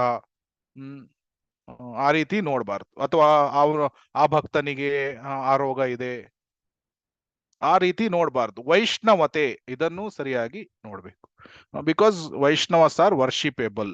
ಆಮೇಲೆ ಇನ್ನೊಂದು ಏನ್ ಹೇಳಿದ್ದಾರೆ, ಹೋಲಿ ನೇಮ್, ಹರೇ ಕೃಷ್ಣ ಮಹಾಮಂತ್ರ ಜಪ ಮಾಡ್ಬೇಕಾದ್ರೆ ಅದು ಸಾಧಾರಣವಾದ ಶಬ್ದ ಅಂತ ನಾವು ಪರಿಗಣಿಸಬಾರ್ದು. It's a transcendental sound vibration. So ಅದಕ್ಕೆ ಭಾಗವತಮಲ್ಲಿ ಏನ್ ಹೇಳಿದ್ದಾರೆ, ಯಸ್ಯಾತ್ಮ ಬುದ್ಧಿರ್ ಕುಣಪೆ ತ್ರಿತಾದುಕೆ ಧಾತುಕೆ ಸ್ವದಿ ಕಲತ್ರಾದಿ ಶುಭೌಮ ಇಜ್ಜದಿ ತತ್ತೀರ್ಥ ಬುದ್ಧಿ ಕಲಿನೇನ ಕರ್ಹಿಚಿತ್ ಜನೇಶು ಅಭಿಜ್ಞೇಶು ಸ ಏವ ಗೋಕರಃ. ಯಾರು ಜನ್ಮಸ್ಥಳ ಅಥವಾ ಈ ದೇಹವನ್ನು ಸ್ಪೆಷಲ್ ಅಂತ ಕನ್ಸಿಡರ್ ಮಾಡ್ತಾರೆ, ಏನು ತ್ರಿಧಾತುವಿನಿಂದ ಮಾಡಲ್ಪಟ್ಟ ದೇಹ, ಕಫ ವಾತ ಪಿತ್ತಗಳಿಂದ ಮಾಡಲ್ಪಟ್ಟಂತಹ ದೇಹ, ಹಾರಿಬಲ್ ದೇಹ, ಏನು ಮಲ ಮೂತ್ರ ಅಥವಾ ರಕ್ತ ಕ್ರಿಮಿಕೀಟಗಳು ಎಲ್ಲ ಇರುವಂತಹ ದೇಹ. ಆದ್ರೆ ಕನ್ನಡಿಯ ಮುಂದೆ ಹೋಗಿ ಅವನು ನಾನು ಎಷ್ಟು ಸುಂದರನಾಗಿ ಕಾಣ್ತಾ ಇದ್ದೇನೆ ಅಂತ ಅಹಮತ ಇದನ್ನು ಹೊಂದಿರ್ತಾನೆ. ಆಮೇಲೆ ನನ್ನ ಮಕ್ಕಳು, ನನ್ನ ಹೆಂಡತಿ ಮೋಹವನ್ನು ಹೊಂದಿರ್ತಾನೆ. ಸೊ ಒಂದು ಅಹಮತ, ಮತ್ತೊಂದು ಮಮತ. ನನ್ನ ಮಕ್ಕಳು, ನನ್ನ ಇದು, ನಾನು, ನನ್ನದು, ಈ ರೀತಿ ಯಾರು ಆಲೋಚನೆ ಮಾಡ್ತಾರೆ. ಅಥವಾ ಹೋಲಿ ಪ್ಲೇಸಸ್, ತೀರ್ಥ ಸ್ಥಳಗಳಿಗೆ ಬರೀ ಸೈಟ್ ಸೀಯಿಂಗ್ ಅಂತ ಹೋಗ್ತಾನೆ. ಉದಾಹರಣೆಗೆ ಪುರಿಗೆ ಹೋದಾಗ ಬರೀ ಬೀಚಿಗೆ ಹೋಗ್ತಾರೆ, ದೇವಸ್ಥಾನಕ್ಕೆ ಹೋಗುವುದಿಲ್ಲ. ಅಂತವ್ರಿಗೆ ಏನ್ ಹೇಳ್ತಾರೆ, ಸ ಏವ ಗೋಕರ, ಕತ್ತೆಗೆ ಸಮಾನ ಅಥವಾ ದನಕ್ಕೆ ಸಮಾನ, ಪ್ರಾಣಿಗಳಿಗೆ ಸಮಾನ. ಯಾತಕ್ಕಂದ್ರೆ ಅವನು ನಿಜವಾದ ವಿಷಯ ಏನು ಅಂತ ಅರ್ಥ ಮಾಡ್ಕೊಳ್ಳಿಲ್ಲ. ಯಸ್ಯಾತ್ಮ ಬುದ್ಧಿ, ಈ ದೇಹಾತ್ಮ ಬುದ್ಧಿಯನ್ನು ಹೊಂದಿದ್ದಾನೆ. ದೇಹವೇ ಏನು ಎವ್ರಿಥಿಂಗ್ ಅಂತ ಅವನು ಹೊಂದಿದ್ದಾನೆ. ಆದ್ರಿಂದ ಗುರುನ ಸಸ್ಯಾತ್ ಜನನೀನ ಸತ್ಯಾತ್ ಪಿತಾನ ಸಸ್ಯಾತ್ ಸ್ವಜನೋನ ಸತ್ಯಾತ್ ದೈವಂನ ಸಸ್ಯಾತ್. If you can't deliver your dependents, ನಮ್ಮ ಡಿಪೆಂಡೆಂಟ್ಸ್ ಗಳನ್ನು ನಾವು ಜನ್ಮ ಮೃತ್ಯು ಜರಾವ್ಯಾಧಿಯ ಚಕ್ರದಿಂದ ಅವರನ್ನು ಹೊರಗೆ ತೆಗಿಲಿಕ್ಕೆ ಆಗದೇ ಇದ್ರೆ ನಾವು ಈ ಗುರು ಆಗ್ಬಾರ್ದು, ಅಥವಾ ಪಿತಾ ಆಗ್ಬಾರ್ದು, ಮಾತಾ ಅಥವಾ ಡೆಮಿಗಾಡ್ಸ್ ದೇವತೆ ಆಗ್ಬಾರ್ದು. If we can deliver then only we have to take the responsibility. ನಾವು ಜವಾಬ್ದಾರಿಯನ್ನು ತೆಗೆದುಕೊಳ್ಬೇಕಾಗ್ತದೆ. ಆದ್ರಿಂದ ಇಲ್ಲಿ people with material consciousness are condemned, people with transcendental consciousness are glorified. ಭೌತಿಕ ಪ್ರಜ್ಞೆಯನ್ನು ಹೊಂದಿರುವವರನ್ನು ಯಾವಾಗ್ಲೂ ದೂಷಣೆ ಮಾಡಿ. ಯಾತಕ್ಕಾಗಿ ದೂಷಣೆ ಅಂದ್ರೆ ಸ ಏವ ಗೋಕರ, ಪ್ರಾಣಿಗಳ ಹಾಗೆ ಅಂತ. ಆದ್ರೆ ಯಾರಿಗೆ ಆಧ್ಯಾತ್ಮಿಕ ಪ್ರಜ್ಞೆ ಇದೆ ಅವರನ್ನು, ಅವರ ಮಹಾತ್ಮನ್ನು ಗುಣಗಾನ ಮಾಡಲಾಗಿದೆ. ಸೊ ನೆಕ್ಸ್ಟ್ ಪ್ಯಾರಾಗ್ರಾಫ್ ಅನ್ನು ಓದಿ. ಈಗ ಶ್ರುತಿಗಳಿಗೆ ಮೊದಲು ಪ್ರಭು ಹರೇ ಕೃಷ್ಣ. ಹರೇ ಕೃಷ್ಣ. ಈಗ ಶ್ರುತಿಗಳಿಗೆ ಅನೇಕ ವ್ಯಾಖ್ಯಾನಗಳಿವೆ, ಆದರೆ ಅವುಗಳಲ್ಲಿ ಬಹುತೇಕ ವ್ಯಾಖ್ಯಾನಗಳು ವೇದವಿದ್ಯೆಯನ್ನು ಮೂಲತಃ ಕಲಿಸಿಕೊಟ್ಟ ಶ್ರೀಲ ವೇದವ್ಯಾಸರ ಗುರು ಪರಂಪರೆಯಿಂದ ಬಂದಿರುವಂತೆ ಇಲ್ಲ. ಶ್ರೀಲ ವ್ಯಾಸರ ಕೊನೆಯ ಅತ್ಯಂತ ಪರಿಪೂರ್ಣವಾದ ಮತ್ತು ಶ್ರೇಷ್ಠವಾದ ಕೃತಿ ಎಂದರೆ ಶ್ರೀಮದ್ ಭಾಗವತ. ಇದು ವೇದಾಂತ ಸೂತ್ರದ ಪ್ರಮಾಣಬದ್ಧ ವ್ಯಾಖ್ಯಾನ. ಅಲ್ಲದೆ ಭಗವಂತನೇ ಹೇಳಿದ, ವ್ಯಾಸದೇವನೇ ಬರೆದುಕೊಂಡ ಭಗವದ್ಗೀತೆಯೂ ಇದೆ. ಇವು ತುಂಬಾ ಮುಖ್ಯವಾದ ಅಪೌರುಷೀಯ ಧರ್ಮಗ್ರಂಥಗಳು. ಗೀತೆ ಅಥವಾ ಶ್ರೀಮದ್ ಭಾಗವತದ ತತ್ವಗಳಿಗೆ ವಿರುದ್ಧವಾದ ಯಾವುದೇ ವ್ಯಾಖ್ಯಾನವು ಪ್ರಮಾಣಬದ್ಧವಾದುದಲ್ಲ. ಉಪನಿಷತ್ತುಗಳು, ವೇದಾಂತ ವೇದಗಳು, ಭಗವದ್ಗೀತೆ ಮತ್ತು ಶ್ರೀಮದ್ ಭಾಗವತಗಳ ನಡುವೆ ಸಂಪೂರ್ಣ ಹೊಂದಾಣಿಕೆ ಇದೆ.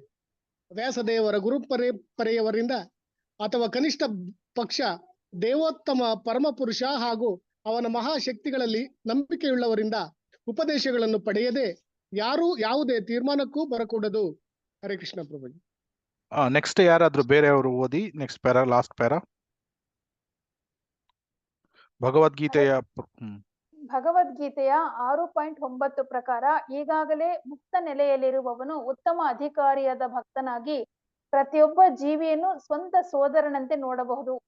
ಸದಾ ಐಹಿಕ ಲಾಭಾಕಾಂಕ್ಷೆಯಲ್ಲೇ ಇರುವ ರಾಜಕಾರಣಿಗಳಿಗೆ ಈ ದೃಷ್ಟಿ ಇರುವುದಿಲ್ಲ. ಉತ್ತಮ ಅಧಿಕಾರಿಯಂತೆ ನಟಿಸುವವನು ಪ್ರಸಿದ್ಧಿಗಾಗಿಯೇ, ಐಹಿಕ ಲಾಭಕ್ಕಾಗಿಯೇ ತನ್ನ ಬಾಹ್ಯ ದೇಹದ ಸೇವೆ ಮಾಡಬಹುದು, ಆದರೆ ಅವನು ಆತ್ಮನ ಸೇವೆ ಮಾಡನು. ಹಾಗೆ ನಟಿಸುವವನಿಗೆ ಆಧ್ಯಾತ್ಮಿಕ ಲೋಕದ ವಿಷಯವೇ ಗೊತ್ತಿರುವುದಿಲ್ಲ. ಉತ್ತಮ ಅಧಿಕಾರಿಯು ಜೀವಿಯ ಆತ್ಮವನ್ನು ನೋಡುತ್ತಾನೆ ಮತ್ತು ಅವನನ್ನು ಚೇತನಾತ್ಮನಾಗಿ ಸೇವೆ ಮಾಡುತ್ತಾನೆ. ಹೀಗಾಗಿ ಐಹಿಕ ಅಂಶವನ್ನು ತಂತಾನೇ ಸೇವೆ ಮಾಡಿದಂತಾಗುತ್ತದೆ. ಹರೇ ಕೃಷ್ಣ ಪ್ರಭು. ಹರೇ ಕೃಷ್ಣ, ಧನ್ಯವಾದಗಳು. ಸೊ ಇಲ್ಲಿ ನಾವು ಚಿತ್ರದಲ್ಲಿ ನೋಡ್ತಾ ಇದ್ದೇವೆ ಟಾಪ್ ಮೋಸ್ಟ್ ಡಿವೋಟಿ. ಇಲ್ಲಿ ಚೈತನ್ಯ ಮಹಾಪ್ರಭುಗಳು ಸಾರ್ವಭೌಮ ಭಟ್ಟಾಚಾರ್ಯರನ್ನು ಸಹ ಅವರು ಕನ್ವರ್ಟ್ ಭಕ್ತಿಗೆ ತಂದ್ರು. ಸೊ ಅದು ಉತ್ತಮ ಅಧಿಕಾರಿ. ಅವನು ಆಮೇಲೆ ಉತ್ತಮ ಅಧಿಕಾರಿ ಎಲ್ಲೆಲ್ಲೂ ಕೃಷ್ಣನನ್ನು ನೋಡ್ತಾನೆ. ಅದಕ್ಕೆ ಇಲ್ಲಿ ಭಗವದ್ಗೀತೆಯಲ್ಲಿ ಏನು ಹೇಳಿದ್ದಾರೆ? ಯೋ ಮಾಂ ಪಶ್ಯತಿ ಸರ್ವತ್ರ ಸರ್ವಂ ಚ ಮಯಿ ಪಶ್ಯತಿ ತಸ್ಯಾಹಂ ನ ಪ್ರಣಶ್ಯಾಮಿ ನ ಚ ಮೇನ ಪ್ರಣಶ್ಯತಿ. ಸೊ ಎಲ್ಲಾ ಕಡೆ ನನ್ನನ್ನು ನೋಡ್ತಾನೆ. For him I am never last. So ಎಲ್ಲೆಲ್ಲೂ ಕೃಷ್ಣನನ್ನು ನೋಡ್ತಾನೆ ಉತ್ತಮ ಅಧಿಕಾರಿ. ಅವನು ಸೊ 6.3 ಇದರಲ್ಲಿ ನೋಡಿದ್ದಾರೆ. ಉತ್ತಮ ಉದಾಹರಣೆ ಯಾರು? ಪ್ರಹ್ಲಾದ ಮಹಾರಾಜ. ಪ್ರಹ್ಲಾದ ಮಹಾರಾಜ ಹಿರಣ್ಯಕಶಿಪುವಿಗೆ ಏನ್ ಹೇಳ್ತಾನೆ? ಭಗವಂತ ಎಲ್ಲೆಲ್ಲೂ ಇದ್ದಾನೆ ಅಂತ ಹೇಳ್ತಾನೆ. ಆವಾಗ ಹಿರಣ್ಯಕಶಿಪು ಈ ಕಂಬದಲ್ಲಿ ಇದ್ದಾನೋ ಅಂತ ಕೇಳ್ತಾನೆ. ಈ ಚಿತ್ರದಲ್ಲಿ ಹಿರಣ್ಯಕಶಿಪುವನ್ನು ಕೊಲ್ಲಿಕ್ಕೆ ನರಸಿಂಹದೇವರು ಅವರು ಅಪೇರ್ ಆಗಿದ್ದಾರೆ. ಸೊ ಪ್ರಹ್ಲಾದನಿಗೆ ಆ ಚಕ್ಷು ಇತ್ತು. ಸೊ ಆದ್ರಿಂದ ಪ್ರೇಮಾಂಜನ ಚೂರಿತ ಭಕ್ತಿ ವಿಲೋಚನೇನ ಸಂತ ಸದೈವ ಹೃದಯೇಶು ವಿಲೋಕಯಂತಿ. ಸೊ ಪ್ರೇಮಾಂಜನ ಚೂರಿತ ಪ್ರೇಮ ಚಕ್ಷು ಇದ್ರೆ ಭಗವಂತನನ್ನು ಎಲ್ಲ ಕಡೆ ನೋಡ್ಬೋದು. ಆದ್ರೆ ಶುದ್ಧ ಭಕ್ತರು ಭಗವಂತನನ್ನು ಎಲ್ಲ ಕಡೆ ನೋಡ್ತಾರೆ. ಉತ್ತಮ ಅಧಿಕಾರಿಗಳು ಭಗವಂತನನ್ನು ಎಲ್ಲೆಲ್ಲೂ ನೋಡ್ತಾರೆ. ಸೊ ಆದ್ರಿಂದ ಚರ್ಮಚಕ್ಷು, ಜ್ಞಾನಚಕ್ಷು, ಪ್ರೇಮಚಕ್ಷು. ಸೊ ಚರ್ಮಚಕ್ಷು ಇದ್ರೆ ಎಲ್ಲಾ ಭೌತಿಕ ವಿಷಯಗಳನ್ನೇ ನೋಡ್ತಾನೆ. ಎಲ್ಲ ಜೀವಾತ್ಮಗಳನ್ನು ನೋಡ್ಬೇಕಾದ್ರೆ ಭೋಗ ವಸ್ತುವಾಗಿ ನೋಡ್ತಾನೆ. ಆದ್ರೆ ಪ್ರೇಮಚಕ್ಷು ಇರುವನು ಅವನು ವಿಗ್ರಹವನ್ನು ನೋಡುವುದಿಲ್ಲ, ಅವನು ಭಗವಂತನ ನೋಡ್ತಾನೆ. ಯಾಕಂದ್ರೆ ಪ್ರೇಮ ಅಂಜನ ಚೂರಿತ ಭಕ್ತಿ ವಿಲೋಚನೇನ, ಪ್ರೇಮ ಅಂಜನ ಇದೆ. ಸೊ ಅದರಿಂದ ಉತ್ತಮ ಅಧಿಕಾರಿ, ಇದನ್ನು ನಾವು ಡಿಸ್ಕಸ್ ಮಾಡಿದ್ದೇವೆ. ಉತ್ತಮ ಅಧಿಕಾರಿ ಭಗವಂತನನ್ನು ಎಲ್ಲೆಲ್ಲೂ ನೋಡ್ತಾನೆ. ಬೆಸ್ಟ್ ಉದಾಹರಣೆ ಯಾರು? ಶೀಲಾ ಪ್ರಭುಪಾದ್ರು. ಶೀಲಾ ಪ್ರಭುಪಾದ್ರು ಅಮೆರಿಕಕ್ಕೆ ಹೋಗಿ ಅವರು ಈವನ್ ಹಿಪ್ಪೀಸ್ಗಳಿಗೆ ಯಾ ಪಾಪಿಗಳು ಅಂತ ನೋಡ್ಲಿಲ್ಲ, ಎಲ್ರಿಗೂ ಸಹ ಕೃಷ್ಣ ಪ್ರಜ್ಞೆಯನ್ನು ಅವರು ನೀಡಿದ್ರು. ಸೊ ಇದರಲ್ಲಿ ಶುದ್ಧ ಭಕ್ತರು, ಕನಿಷ್ಠ ಭಕ್ತರು, ಮಧ್ಯಮ ಭಕ್ತರು ಮತ್ತೆ ಉತ್ತಮ ಭಕ್ತರು ನಾವು ಅದನ್ನು ನೋಡಿದ್ವಿ. ಆದ್ರೆ ಇವರು ಭಗವದ್ಗೀತೆಯಲ್ಲಿ ವಿವರಿಸಿದಂತ ಚತುರ್ವಿಧ ಭಜಂತೆ ಮಾಂ ಜನೋ ಸುಕೃತಿನೋರ್ಜುನ ಅರ್ಥೋ ಜಿಜ್ಞಾಸುರ್ ಅರ್ಥಾರ್ಥಿ ಜ್ಞಾನೀಚ ಪರತರ್ಷಭ, ಇವರು ಆ ಕ್ಯಾಟಗರಿಗೆ ಬರುವುದಿಲ್ಲ. ಇವರು ಮಿಶ್ರ ಭಕ್ತರು. ಉದಾಹರಣೆಗೆ ಗಜೇಂದ್ರ, ಕ್ರಮೇಣವಾಗಿ ಅವರು ಶುದ್ಧ ಭಕ್ತರಾಗ್ತಾರೆ. ಆದ್ರೆ ಪ್ರಪ್ರಥಮವಾಗಿ ಸ್ಟೇಜ್ ಅಲ್ಲಿ ಮಿಶ್ರ ಭಕ್ತಿಯನ್ನು ಹೊಂದಿರ್ತಾರೆ. ಆದ್ರೆ ಶುದ್ಧ ಭಕ್ತರ ಕೃಪೆ ಸಿಕ್ಕಿದ್ರೆ, ನಾರದ ಮುನಿಗಳ ಕೃಪೆ ಹೇಗೆ ಸಿಕ್ತು, ಅದೇ ರೀತಿ ಮೃಗಾರಿಗೆ ಸಿಕ್ತು, ಅದೇ ರೀತಿ ಧ್ರುವ ಮಹಾರಾಜಿಗೆ ಸಿಕ್ತು. ಅವರ ಕೃಪೆಯಿಂದ ಶುದ್ಧ ಭಕ್ತರಾಗ್ಲಿಕ್ಕೆ ಸಾಧ್ಯತೆ ಇದೆ. ಇಲ್ಲಿ ಗಜೇಂದ್ರ ಅವನು ಆರ್ಥೋ ಅಥವಾ ಅರ್ಥಾರ್ಥಿಗೆ ಉದಾಹರಣೆ ಧ್ರುವ ಮಹಾರಾಜ, ಅವನಿಗೆ ಕಿಂಗ್ಡಮ್ ಗ್ರೇಟರ್ ದೆನ್ ಬ್ರಹ್ಮ ಬೇಕಿತ್ತು. ಸೊ ಜಿಜ್ಞಾಸುರ್ ನೈಮಿಷಾರಣ್ಯ ಋಷಿಗಳು, ಜ್ಞಾನಿಯರು 4 ಕುಮಾರರು. ಇದ್ರಲ್ಲಿ ಜಿಜ್ಞಾಸುರು ಜಿಜ್ಞಾಸಿಗಳು ಜೀವಾತ್ಮನ ಬಗ್ಗೆ ಹುಡುಕ್ತಾ ಇರ್ತಾರೆ, ಜ್ಞಾನಿಗಳು ಪರಮಾತ್ಮನ ಬಗ್ಗೆ ಹುಡುಕ್ತಾ ಇರ್ತಾರೆ, ಅಂದ್ರೆ ಪರ್ಸನಾಲಿಟಿ ಆಫ್ ಗಾಡ್ ಹೆಡ್ ಬಗ್ಗೆ ನೋಡ್ತಾ ಇರ್ತಾರೆ. ಸೊ ಈ ವಿಷಯಗಳನ್ನು ನೋಡಿದ್ವಿ. ಆಮೇಲೆ ಇಲ್ಲಿ ಹಿಂದೆ ಏನು ವಿಶ್ವಭಾತೃತ್ವ ಅಂತ ವಿವರಿಸಿದ್ದಾರೆ. ವಿಶ್ವಭಾತೃತ್ವ ಹೇಗೆ ಸಾಧ್ಯ? ಯಾವಾಗ ಕೃಷ್ಣ ಪ್ರಜ್ಞೆಯನ್ನು ಹೊಂದಿದಾಗ ಮಾತ್ರ ಅದು ಸಾಧ್ಯ ಆಗ್ತದೆ. ನಾನು ಬರೇ ದೈಹಿಕ ಬುದ್ಧಿಯಲ್ಲಿ ಇದ್ರೆ ವಿಶ್ವಭಾತೃತ್ವ ಅದು ಸಾಧ್ಯ ಆಗುವುದಿಲ್ಲ. ಸೊ ಅದನ್ನು ಏನು ಅದ್ವೈತಂ ಅಚ್ಯುತಂ ಅನಂತಂ ಅನಾದಿ ರೂಪಂ. ಸೊ ಭಗವಂತ ಅವನು ದೇವೋತ್ತಮ ಪರಮ ಪುರುಷ, ನಮ್ಮೆಲ್ಲರ ತಂದೆ ಅಂತ ಅರ್ಥ ಮಾಡ್ಕೊಂಡಾಗ ಉಳಿದ ಜೀವಾತ್ಮರು ನನ್ನ ಬ್ರದರ್ಸ್ ಸಿಸ್ಟರ್ಸ್ ಆ ಭಾವನೆ ಬರ್ತದೆ. ಸೊ ಅದರಿಂದ ನಾವು ಕೃಷ್ಣನ ನಿತ್ಯ ದಾಸರು ಅನ್ನುವ ಪ್ರಜ್ಞೆಯನ್ನು ಹೊಂದಿದ್ರೆ ಭ್ರಾತೃತ್ವ ಸಾಧ್ಯ ಆಗ್ತದೆ. ಆಮೇಲೆ ಇನ್ನೊಂದು ಇಲ್ಲಿ ಏನ್ ಹೇಳಿದ್ದಾರೆ, ಅನುಪಶ್ಯತಿ, ಅನು ವರ್ಡ್ ಅನ್ನು ಯೂಸ್ ಮಾಡಿದ್ದಾರೆ. ಅನು ಅಂದ್ರೆ ಫಾಲೋವಿಂಗ್, ಫಾಲೋ ಅಂದ್ರೆ ಅನುಸರಣೆ ಮಾಡುವುದು. ಸೊ ನಾವು ಗುರು ಪರಂಪರೆಯನ್ನು ಅನುಸರಣೆ ಮಾಡ್ತೇವೆ. ಇಲ್ಲಿ ಅದಕ್ಕೆ ಏನ್ ಹೇಳಿದ್ದಾರೆ, ಈ ಜ್ಞಾನ ಭಗವಂತನಿಂದ ಬ್ರಹ್ಮನಿಗೆ, ಬ್ರಹ್ಮನಿಂದ ನಾರದರಿಗೆ, ನಾರದರಿಂದ ವ್ಯಾಸರಿಗೆ. ಸೊ ಈ ರೀತಿ ಗುರು ಪರಂಪರೆಯಲ್ಲಿ ಬಂತು. ಸೊ ಅದೇ ರೀತಿ ನಾವು ಸಹ ಅದನ್ನು ಗುರು ಪರಂಪರೆಯಿಂದ ಕೇಳಬೇಕು. ಗುರುಮುಖೇನ ಕೇಳಿದರೆ ಸಾಕು, ಎಲ್ಲವನ್ನು ಗ್ರಹಿಸಿ ಬಿಡ್ತಾರೆ. ಮೊದಲು ಶ್ರುತಿಧರರು ಇದ್ರು, ಈಗ ನಾವು ಗುರು ಲೆಕ್ಚರ್ಸ್ ಗಳನ್ನು ಕೇಳುವುದು ಅಥವಾ ಶಿಲಾ ಪ್ರಭುಪಾದರ ಪುಸ್ತಕಗಳನ್ನು ಓದುವುದು, ಇದರಿಂದ ನಾವು ಜ್ಞಾನವನ್ನು ಪಡಿಬಹುದು. ಸೊ ಅದರಿಂದ ಎಷ್ಟೊಂದು ಧರ್ಮ ಗ್ರಂಥಗಳು ಇದೆ. ಶ್ರೀಲ ಪ್ರಭುಪಾದರು ನಮ್ಗೆ ಉಪನಿಷತ್ತುಗಳು, ಈಶೋಪನಿಷತ್ ನೀಡಿದ್ದಾರೆ, ಭಗವದ್ಗೀತೆ, ಶ್ರೀಮದ್ ಭಾಗವತ, ಚೈತನ್ಯ ಚರಿತಾಮೃತ ಇದೆಲ್ಲವನ್ನು ನೀಡಿದ್ದಾರೆ. ಸೊ ನಾವು ಆದಷ್ಟು ಅದನ್ನು ಡೈಲಿ ಅಥವಾ ರೆಗ್ಯುಲರ್ಲಿ ಅದನ್ನು ಓದಬೇಕು. ನಿತ್ಯಂ ಭಾಗವತ ಸೇವೆಯ, ಭಾಗವತ ಈ ಕೃಷ್ಣ ಕಥೆಯನ್ನು ನಾವು ಕೇಳಬೇಕು. ಸೊ ಇನ್ನೊಂದು ವಿಷಯ ಲಾಸ್ಟ್ ಪ್ಯಾರಾದಲ್ಲಿ ಏನು ಹೇಳ್ತಾರೆ ಅಂದ್ರೆ, ಐಹಿಕ ಅಂಶ ತಂತಾನೇ ಸೇವೆ ಮಾಡಿದಂತಾಗ್ತದೆ. ಅಂದ್ರೆ ಏನ್ ಹೇಳ್ತಾರಂದ್ರೆ, ಈಗ ನಾವು ನಡ್ಕೊಂಡು ಹೋಗ್ಬೇಕಾದ್ರೆ ನಮ್ಮ ಜೊತೆ ನೆರಳು ಕೂಡ ನಮ್ಮ ಹಿಂದೆ ಬರ್ತದೆ.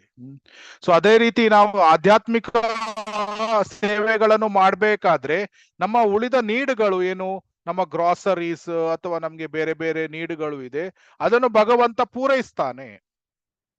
ಅದಕ್ಕೆ ಉದಾಹರಣೆ ಬೆಸ್ಟ್ ಶೀಲಾ ಪ್ರಭುಪಾದ್ರು ಏನ್ ಹೇಳ್ತಾ ಇದ್ರು ಅಂದ್ರೆ, 5,000 ಭಕ್ತರು ಇಸ್ಕಾನ್ ಅಲ್ಲಿ ಇದ್ದಾರೆ ಅಂತ ಆವಾಗ ಆ ಸಮಯದಲ್ಲಿ ಹೇಳ್ತಾ ಇದ್ರು. ನನ್ನ ಇಸ್ಕಾನ್ ಅಲ್ಲಿ 5,000 ಭಕ್ತರು ಇದ್ದಾರೆ. ಆ 5,000 ಭಕ್ತರಲ್ಲಿ ಒಬ್ರು ಕೂಡ ಕೆಲಸಕ್ಕೆ ಹೋಗುವುದಿಲ್ಲ. ಆದ್ರೂ ಕೂಡ 5,000 ಜನ ಭಕ್ತರು ಮೇಂಟೈನ್ ಆಗ್ತಾ ಇದ್ದಾರೆ. ಹೇಗೆ ಅಂದ್ರೆ, ಅವರು ಯಾವಾಗ್ಲೂ ಭಾಗವತ ಕಥೆಯನ್ನು ಕೇಳ್ತಾ ಇರ್ತಾರೆ, ಹರಿಕೀರ್ತನೆಯನ್ನು ಮಾಡ್ತಾ ಇರ್ತಾರೆ. ಸೊ ಈ ರೀತಿ ಚಾಂಟಿಂಗ್ ಹರೇ ಕೃಷ್ಣ ಮಹಾಮಂತ್ರವನ್ನು ಜಪ ಮಾಡ್ತಾ ಇರ್ತಾರೆ. ಸೊ ಆದ್ರಿಂದ ಕೃಷ್ಣನೇ ಎಲ್ಲ ಅವರ ನೀಡುಗಳನ್ನು ಪೂರೈಸ್ತಾನೆ. ಹೇಗೆ ಅವನು ಒಬ್ಬ ವ್ಯಕ್ತಿ ಹೋಗ್ಬೇಕಾದ್ರೆ ನೆರಳು ಅವನನ್ನು ಹಿಂಬಾಲಿಸಿಕೊಂಡು ಹೋಗ್ತದೆ, ಅದೇ ರೀತಿ ಒಬ್ಬನು ಭಜನೆಯನ್ನು ಮಾಡ್ಬೇಕಾದ್ರೆ ಅವನ ಎಲ್ಲಾ ನೀಡುಗಳು ಸಹ ತಂತಿಂತಾನೆ ಫಾಲೋ ಆಗ್ತದೆ. ಅದಕ್ಕೆ ಉತ್ತಮ ಉದಾಹರಣೆ ಮೃಗಾರಿ. ಮೃಗಾರಿ ಅವನು ನರದ ಮುನಿಗಳೊತ್ತಿಗೆ ಡಿಸ್ಕಸ್ ಮಾಡ್ಬೇಕಾದ್ರೆ ನಾನು ಹೇಗೆ ಜೀವನವನ್ನು ನಡೆಸ್ಲಿ ಅಂತ ಹೇಳ್ತಾನೆ. ಆವಾಗ ನಾರದ ಮುನಿಗಳು ಹೇಳ್ತಾರೆ, ಅದಕ್ಕಾಗಿ ನೀನು ಪ್ರಾಣಿಗಳನ್ನು ಕೊಲ್ಬೇಕಂತಿಲ್ಲ, ನೀನು ಮನೆಗೆ ಹೋಗಿ ಭಕ್ತಿ ಸೇವೆಯನ್ನು ಮಾಡು, ನಿನ್ನ ಎಲ್ಲ ಪೂರೈಕೆಗಳನ್ನು ನಾನು ಪೂರೈಸ್ತೇನೆ ಅಂತ ಹೇಳ್ತಾರೆ. ಸೊ ಆವಾಗ ಮೃಗಾರಿ ಮನೆಗೆ ಹೋಗ್ತಾನೆ, ಮನೆಗೆ ಹೋಗಿ ಕೂತ್ಕೊಂಡು ಭಜನೆಗಳನ್ನು ಮಾಡ್ತಾನೆ. ಆವಾಗ ಮೃಗಾರಿ ಭಜನೆಗಳನ್ನು ಮಾಡ್ತಾ ಇದ್ದಾನೆ ಅಂತ ಸುದ್ದಿ ಎಲ್ಲ ಹಳ್ಳಿಗಳಲ್ಲಿ ಹರಡ್ತದೆ. ಆವಾಗ ಹಳ್ಳಿಗಳ ವ್ಯಕ್ತಿಗಳು ಅವರೆಲ್ಲ ಬಂದು ನೋಡ್ಲಿಕ್ಕೆ ಆರಂಭ ಮಾಡ್ತಾರೆ, ಇವನು ಮೃಗಾರಿ ಏನ್ ಮಾಡ್ತಾ ಇದ್ದಾನೆ ಅಂತ. ಅವನು ತನ್ನ ಪರಿವಾರದ ಜೊತೆ ಕೂತ್ಕೊಂಡು ಭಕ್ತಿ ಸೇವೆ ಹರಿನಾಮ ಜಪವನ್ನು ಮಾಡ್ತಾ ಇದ್ದಾನೆ. ಆವಾಗ ಅವರಿಗೆ ಪಾಪ ಅನ್ನಿಸ್ತದೆ, ಇವನಿಗೆ ಏನಾದ್ರೂ ನಾವು ನೀಡ್ಬೇಕು ಅಂತ ಎಲ್ಲ ಹಳ್ಳಿಗರು ಏನ್ ಮಾಡ್ತಾರೆ, ಒಬ್ರು ಹಣ್ಣು ಹಂಪಲುಗಳನ್ನು ತರ್ತಾನೆ, ಇನ್ನೊಬ್ರು ಗ್ರಾಸರೀಸ್ ಗಳನ್ನು, ಅಕ್ಕಿಯನ್ನು ನೀಡ್ತಾರೆ, ಗೋಧಿಯನ್ನು ನೀಡ್ತಾರೆ. ಸೊ ಈ ರೀತಿ ಎಲ್ಲ ಸ್ವಲ್ಪ ಸ್ವಲ್ಪ ತಂದು ಅವನಿಗೆ ಕೊಡ್ತಾರೆ. ಅವನು ಕಣ್ಣು ತೆರೆದು ನೋಡ್ಬೇಕಾದ್ರೆ ಎಷ್ಟೊಂದು ಗ್ರಾಸರೀಸ್ ಇದೆ. ಆವಾಗ ಮೃಗಾರಿ ಆಲೋಚನೆ ಮಾಡ್ತಾನೆ, ಏನು ಇದು ಇಷ್ಟೊಂದು ಇದೆ, ನನಗೆ ಇಷ್ಟೊಂದು ಅಗತ್ಯವೇ ಇಲ್ಲ, ನನಗೆ ಅಗತ್ಯಕ್ಕಿಂತ ಜಾಸ್ತಿ ಪೂರೈಕೆ ಆಗಿದೆ.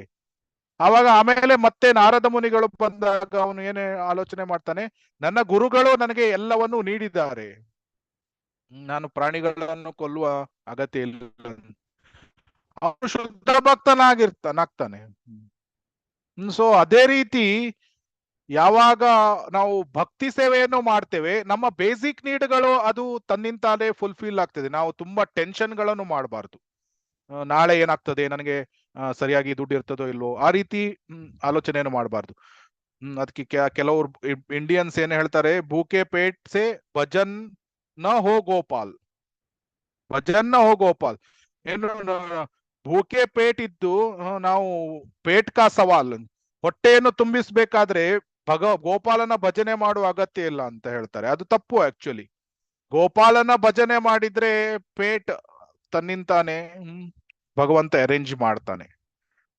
ಪ್ರಾಬ್ಲಮ್ ಏನು ಅಂದ್ರೆ ನಮ್ಗೆ ನೀಡ್ಕಿಂತ ಜಾಸ್ತಿ ಗ್ರೀಡ್ ಇದೆ, ಲೋಭ ಜಾಸ್ತಿ ಇದೆ. ನಮ್ಮ ಬೇಸಿಕ್ ಪೂರೈಕೆಗಳನ್ನು ಭಗವಂತ ಅವನು ಟೇಕ್ ಕೇರ್ ಮಾಡ್ತಾನೆ. ಸೊ ಈ ವಿಷಯವನ್ನ ಇಲ್ಲೇ ಹೇಳ್ತಾ ಇದ್ದಾರೆ. ಏನು ಉತ್ತಮ ಅಧಿಕಾರಿಯು ಜೀವಿಯ ಆತ್ಮವನ್ನು ನೋಡ್ತಾನೆ, ಅವನನ್ನು ಚೇತನಾತ್ಮನಾಗಿ ಸೇವೆ ಮಾಡ್ತಾನೆ. ಹೀಗಾಗಿ ಐಹಿಕ ಅಂಶವನ್ನು ತಂತಾನೆ ಸೇವೆ ಮಾಡಿದಂತಾಗುತ್ತದೆ. ಮತ್ತೆ ಇಲ್ಲಿ ಎಲ್ಲಿದೆ, ಸೊ ಓಕೆ, ಎನಿಹೌ ಟೈಮ್ ಆಯ್ತು. ಬಟ್ ಸ್ಟಿಲ್ ಏನು ಹೇಳುವ ಪಾಯಿಂಟ್ ಏನು ಅಂದ್ರೆ, ಭಗವಂತ ಎಲ್ಲಾ ಜೀವಿಗಳನ್ನು ಅವನು ಆರೈಕೆ ಪೋಷಣೆಗಳನ್ನು ಮಾಡ್ತಾ ಇದ್ದಾನೆ. ಸೊ ಅದರಿಂದ ಭಕ್ತರ ಪೋಷಣೆಗಳನ್ನು ಸಹ ಅವನು ಮಾಡ್ತಾನೆ. ಯೋಗಕ್ಷೇಮಂ ವಹಾಮ್ಯಹಂ. ಸೊ ಅದರಿಂದ ಜಾಸ್ತಿ ಆಂಗ್ಸೈಟಿ ಅಥವಾ ಟೆನ್ಷನ್ಸ್ ಗಳನ್ನು ತೆಗೆದುಕೊಳ್ಳುವ ಅಗತ್ಯ ಇಲ್ಲ. ಸೊ ನಮ್ಮ ಕಾರ್ಯ ಏನು, ನಾವು ಭಗವಂತನ ಭಕ್ತಿ ಸೇವೆಯನ್ನು ಆದಷ್ಟು ಒಳ್ಳೆ ರೀತಿಯಲ್ಲಿ ಮಾಡುವುದು. ಶ್ರೀಲ ಪ್ರಭುಪಾದರು ನಮ್ಗೆ ಏನು ಸಾಧನಾ ಕಾರ್ಯಕ್ರಮಗಳನ್ನು ಕೊಟ್ಟಿದ್ದಾರೆ, ಅದನ್ನು ತುಂಬಾ ಒಳ್ಳೆ ರೀತಿಯಿಂದ ನಾವು ಪಾಲನೆಗಳನ್ನು ಮಾಡುವುದು. ಸೊ ಅದರಿಂದ ನಾವು ಭಕ್ತಿ ಸೇವೆಯಲ್ಲಿ ಒಳ್ಳೆ ರೀತಿಯಲ್ಲಿ ಮುಂದುವರಿಬಹುದು. ಉಳಿದ ಪೂರೈಕೆಗಳು ಅದನ್ನು ಭಗವಂತ ಮಾಡ್ತಾನೆ. ಹರೇ ಕೃಷ್ಣ ಕೃಷ್ಣ ಕೃಷ್ಣ ಹರೇ ಹರೇ, ಹರೇ ರಾಮ ರಾಮ ರಾಮ ಹರೇ ಹರೇ. ಸೊ 5 ನಿಮಿಷ ಜಾಸ್ತಿ ಆಯ್ತು ಇವತ್ತು. ಬಟ್ ಎನಿಹೌ ಏನಾದ್ರೂ ಪ್ರಶ್ನೆಗಳು, ಕಮೆಂಟ್ಸ್ ಏನಾದ್ರು, ಕರೆಕ್ಷನ್ಸ್ ಏನಾದ್ರು ಇದ್ರೆ ಹೇಳ್ಬೋದು. ಹರೇ ಕೃಷ್ಣ. ತುಂಬಾ ಧನ್ಯವಾದಗಳು. ಹರೇ ಕೃಷ್ಣ.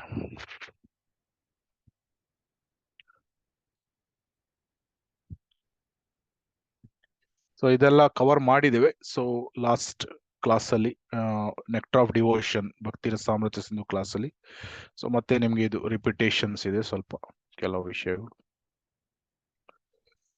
ಹರೇ ಕೃಷ್ಣ. ಏನಾದ್ರು ಪ್ರಶ್ನೆಗಳು ಇದೆಯಾ?